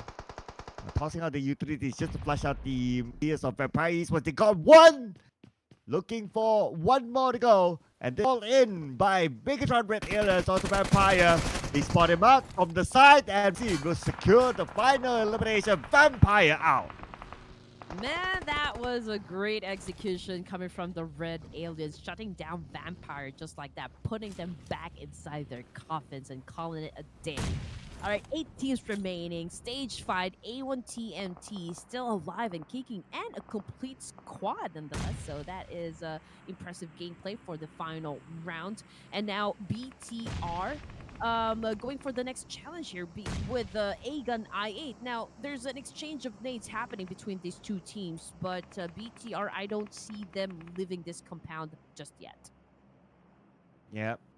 They have to win this fight against A-Gun I8 somehow because they're on the outside circle. Okay, here we go. Ooh, Satan knocked out by Noki on the other side.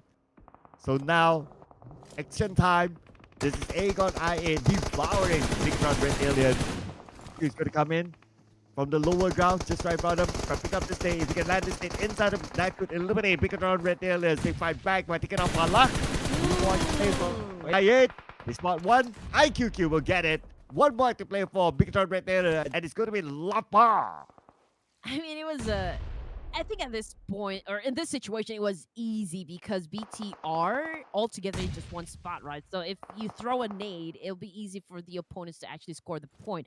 But then again, A-Gun I8 had the taste of their own medicine because they stayed in one space, and with that nade coming from BTR, that nade actually shut down 2 players from A-Gun I8, hence losing the fight. There you go. A-Gun I8. Man, how did they lose that? Honestly, they had like, what? Such a huge advantage against BTR. Man. But, yeah, I mean, it's BTR we're talking about still. It was A-Gun I8 who had the first move, but yet still lost it against BTR. I mean, that should have happened if you ask me. All right, so again, this is what I was talking about a while ago. FaZe Clan taking a compound to themselves, right, up onto the north side, because that's the best way to go. I mean, if you could avoid conflict as much as you can and just retaliate towards the the last few zones of the game, I think that could do you good, and it's exactly what FaZe Clan is doing right at this moment. Now, as for the teams that doesn't have any compound to their name, out there in the open, K1, massive spray, and that took down some of the players coming from BTR Red Aliens. But counterfire by the other side, immediately knocked down. Let's see. BTR, get up at 10U, and there you go. It's going to be with the long range to finish up Foxy, and BTR have been eliminated. Down teams, but BTR, they score 4 elimination points this time. K1 is not out of it just yet. The players, ZWZ currently down, and they are on the outside circle with 2 teams in front of them. Make that 3 if you look at the map. A1 TMT also managed to put a 5 elimination point. Same thing goes for Falcon's Force, but okay, good spot though coming from KH1 of K1. Because from afar, he was able to shut down one of the players coming from A1 TMT while they're on the move towards another location there. So it's a good spray coming from K1. 6 teams remaining. A1 TMT losing 2 of their members here, but they still pretty much fight. So again, can't say that they're out of the woods just yet, but hey, here comes music, which makes everything so intense. And the intensity is going to go up for sure. Oh, this team, right. I was also looking at, okay, A1 TNT and TTC. Teams that hit points in. Falcon, they're still in the game though, putting a lot of pressure on the K1, not allowed to come in at all. And K1, they are still not in it. Only H1 in the circle. Even so, Pop knows exactly where he's. Pops up the smoke, that's going to be his saving grace for now. As his other teammates got taken out of the game. Oh, K1 is out there, coming from A1 TNT. And K1, now we're only the last remaining member. Ah, man. I mean, check it out, Sir Cloud. Which team is, or has the best chance of getting chicken dinner? It's FaZe once again. But you know what? Falcon Sports seems to be in the mood to collect points and perhaps really finish off the game really good or finish off strong with a chicken dinner. 10 elimination points, a double-digit score, so that is quite promising if you ask me. I feel like they already have a goal to finish this one real good. Yeah, breaking records, shattering records into such chicken dinners, man. But then again, T2K also of gaining points, being the top 16, so that could be a big mission for them. Same goes for A1 TNT, so we have at least two teams that really points. At this point, Wasteland, it doesn't really matter for them. It's just flexing if they can score the chicken dinner. And look at the circle. Look who got the circle. It is T2K. Okay, now this is interesting. Falcons Force, again, they have the momentum right now. They have the rhythm. And, of course, obviously, they would want to control the pace of the game here. But I can't say if this is really a good spot for Falcons Force to stay at the moment. But we're already at stage 7. And we only have 2 zones to go before we close the fight. Rowdy, okay, he's on prone like a snake. Just really waiting for a chance here to eliminate his opponents. But can he find his perfect time? That is a big question mark right there. But for the side of Falcons, they are not shy to do open fire up against FaZe here. So let's see what's going to happen between these two teams. Well, not at all. Open fire on the FaZe clan. Right now, T2K trying to stop them from coming into the circle. They are exactly in the circle just yet. They're heading towards Falcons Force. Falcons Force need to be prepared to defend, but Rules, oh my goodness, what a position by Rules. Top of this rooftop. What a great angle to get a knockdown to the FaZe clan. They need time to reset. They still have the time though, but the next question is how they're going to move on from area. Top gets knocked down by Duru Love. T2K. No elimination points just yet, and that's why they're looking for some of those.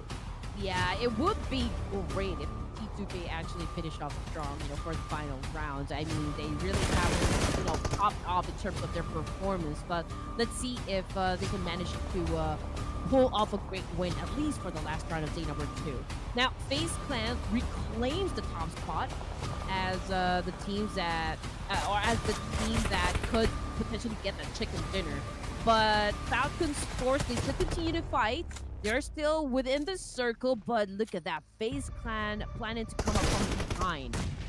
Oh, okay, they open up by knocking out Ice action, fires back onto Pintora's action.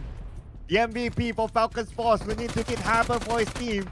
Now there are only 2 active players that Mela, lasting of a knocked down Rowdy from afar. Top shows himself immediately. Now he's going to be on to the last man standing for FaZe Clan, going in for 1v1. He's pretty low at only 1 bullet needed to knock him down and take him out of the game. Onzes retreats back, but Shed is there, showing an MVP performance. Man! 13 elimination points for the side of Falcons Force, oh my goodness. And the biggest number goes to Action, of course. Now T2K with a complete squad. I guess they have a chance to assume at least 3 points under their belt, plus the placement points. That is if they can eliminate, of course, the 2 remaining players from the side of A1 TMT, and of course Action from Falcons Force. But again, we don't want to call it just yet, because even though you have the number advantage, sometimes it all boils down to how good you guys are with the execution. And T2K Esports, despite having the number advantage, we still have to deal with A1 TMT and Falcons, both titans in their respective region. Oh man. But if we look at the numbers though, putting aside the T2K, have a big advantage. 57.90% chance of scoring the chicken there. You cannot fault the numbers because they do have a full squad. I don't think they have secured any elimination points yet. Okay, not yet. So this is their time to bring in points. Take home the chicken dinner, 3 points, and it gives them a chance in round 16. Oh man, action running out of space here, Sir Cloud. But T2K, I think they're gonna go for A1 TMT first before they deal with action. I mean, he is the least threat here. This is one heck of a Mexican standoff. I mean, we've got at least 2 minutes on the clock for stage 9. Oh man, this is gonna be tough. Now we are seeing an exchange happen between T2K and A1, but we have that ridge there.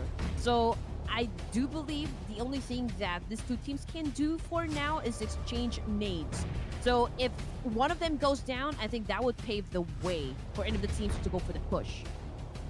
Okay, action created a smoke bridge. Tries to get in as close as possible to set. And he does have the terrain to give him a little bit of cover. But do look at TURULOVE on the left side of the map. So he's the one that's going to stop action from flanking. And action probably has an idea that TURULOVE came out. So nade on the side of TURULOVE. It does connect TURULOVE, but TURULOVE is still alright with 30% of health. Sends the counter there onto action. Action! Ooh, that was a really close one. Oh man, adrenaline is high once again. This is a nerve-wracking moment for this top 3 teams in this round. Rose goes in for the charge. Action gets him. And TURULOVE is probably on the rescue, but nice touch right there. Falcons just has got eliminated, and it's pretty obvious who won the fight. It's Train to Kill having the wildest advantage compared to the remaining 2 teams inside the game. It was hard for them to drop all here. T2K comes up with the chicken dinner, and they definitely did chicken dinner. They need it so much as they struggle and campaign so far in the first 2 days. And finally, they came up with the chicken. Hopefully, this will be able to boost them up into the top 16. I'll update the scores later on. As right now, we look through the stats. They got 3 elimination points, 13 points. Not a big number. They'll take whatever they're given. At least they scored the chicken dinner. That's equivalent to 10 points. So I guess it is still a-okay. I mean, it's not an explosive performance per se, but the fact that they were able to secure a chicken dinner, I think, yeah, you're right, Kirka. I do hope this kind of boosts their energy and confidence getting into day number 3 tomorrow. I just hope I see them really perform at their best and witness their greatness happen for the grand finals. And here are the other teams to watch. So because T2K got 13 eliminations or 13 points, so Falcons Force, who gained 4 eliminations, overtook them as the top team to watch. Other than that, ATMT is in the game as well as one of the teams to watch. And look at the amount of UDs by Falcons Force, just putting it out there too. FaZe Clan is up here. So at some point, looked like the team to be able to gain the chicken dinner, but at the end of the day, you know, circumstances that permit them to get the chicken dinner, but it's okay. It's still a very consistent day for FaZe Clan. And now MVP again for the second time. Action, Falcons Force. Whew. All right, so the names that are quite consistent in terms of being candidates for the MVP would be Sky of HORAA Esports. There's also Dog. There's Baron. There's Action of Falcon Sports. Who else am I forgetting? For the MVP title. It's a bunch of names by now. But speaking about a bunch of names, all right. So our top performers, including Raut from A1 TMT. This is the first time that he actually makes a appearance as one of the top performers there. Same goes for Matum as well from CAG Osaka. And we also have Action's teammate Top up here as one of the top performers in this round. All right. So looking at the bottom teams here, Vampire Esports amazingly wasn't able to put up any points, although they did manage to at least reach stage 4 or 5, if I'm not mistaken. Harame Bro as well did not get any points for this round. All Gamers with 1, DRS, TJB. So again, I do believe that for day number 3 of the playoffs for Cloud, it is going to be fast-paced, just like day number 1. Yeah, some teams might see it as, oh, we got nothing more to lose, and we just go for it. Expect that, like maybe in the final few games, because that's what commonly happens, by the way. But what's not so common is that inside of Miramar, we don't hit a 200 global use mark. We're just one behind it, 199. Okay, but total elimination is 59. That means the fact that T2K, all 4 their players survived to the end. So one player gave himself up to the blue. So that is what happened inside Miramar. Probably to that point when he was, whoever it was, that was pinned out of the circle at some point. Whew. Oh my goodness.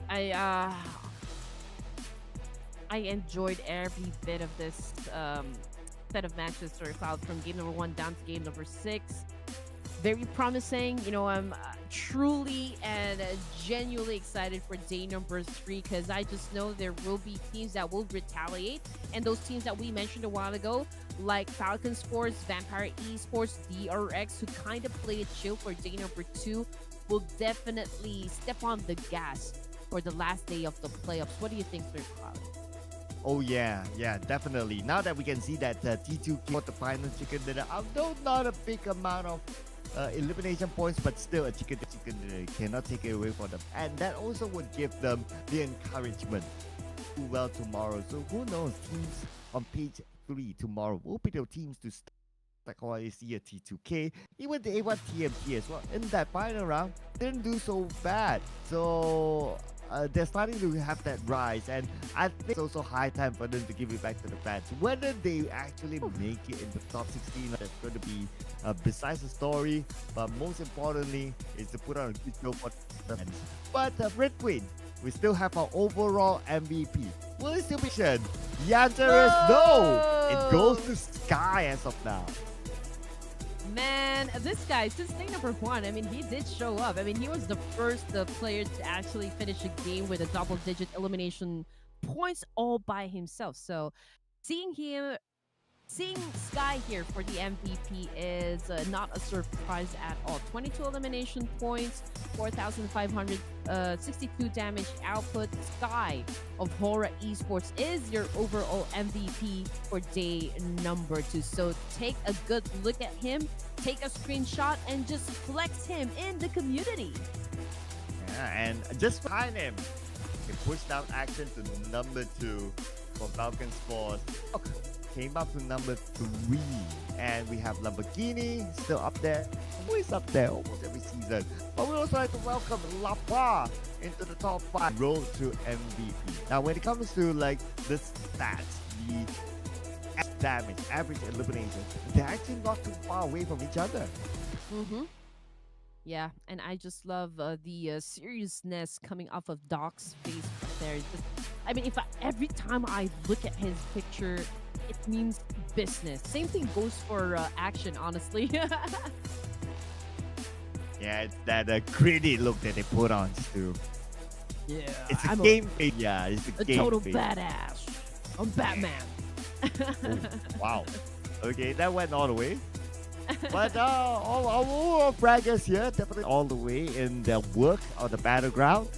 Action is still the player most eliminations. That's going to be 24, followed by Sky, 22 eliminations, gaining 80. And we got Jimmy OP, who happened to not be in the top running for the MVP, but he still comes out as a top 5 overall braggers with 17 eliminations. Doc, 16 eliminations, but he's in the top 5 of the MVP race.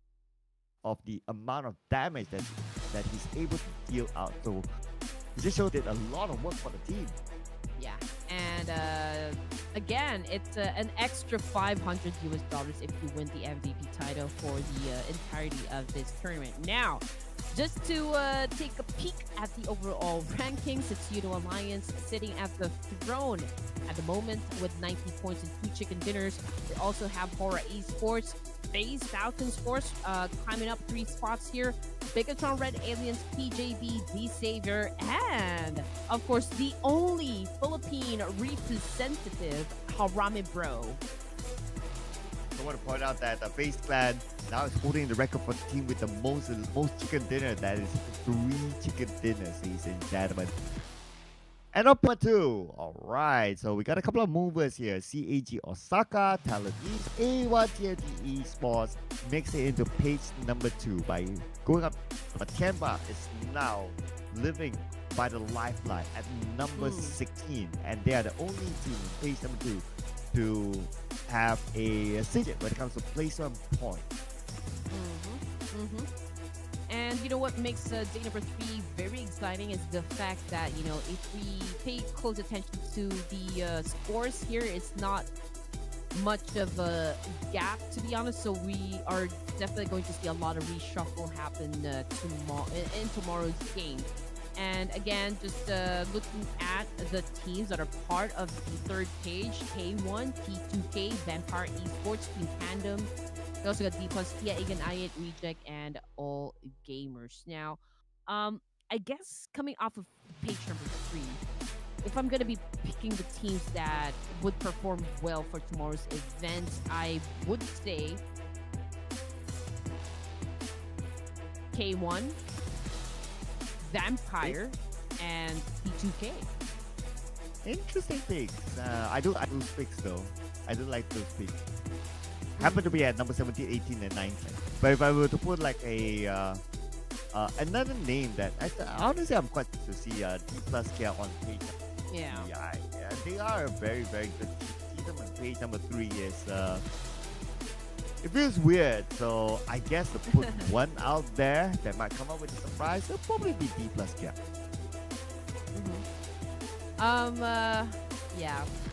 They're not so consistent with the gunfights, you know, for at least for the 6 matches today. But of course, we're not taking out the possibility that they can perform well in tomorrow's event. So again, we'll just have to wait and give these guys, you know, their reset. So I do hope they come in tomorrow with a fresh mind, because you know it's always a gamble coming into the games, right? So might as well just be proactive with everything that is happening and just really have that goal of winning each of the engagements inside the battlefield. But this is the day summary, everyone. FaZe Clan, 2 chicken dinners. Same thing goes for YOODO Alliance. We also got TJB Esports and of course T2K that caught a chicken dinner for day number 2. Yeah, so twice in a row, ladies and gentlemen, the team that is not doing well, they come up with the chicken dinner at the final game. Yesterday was Big Aliens, today it is T2K Esports. So what sort of surprises will we be getting tomorrow? Gotta stay tuned and find out. Same time, same channel.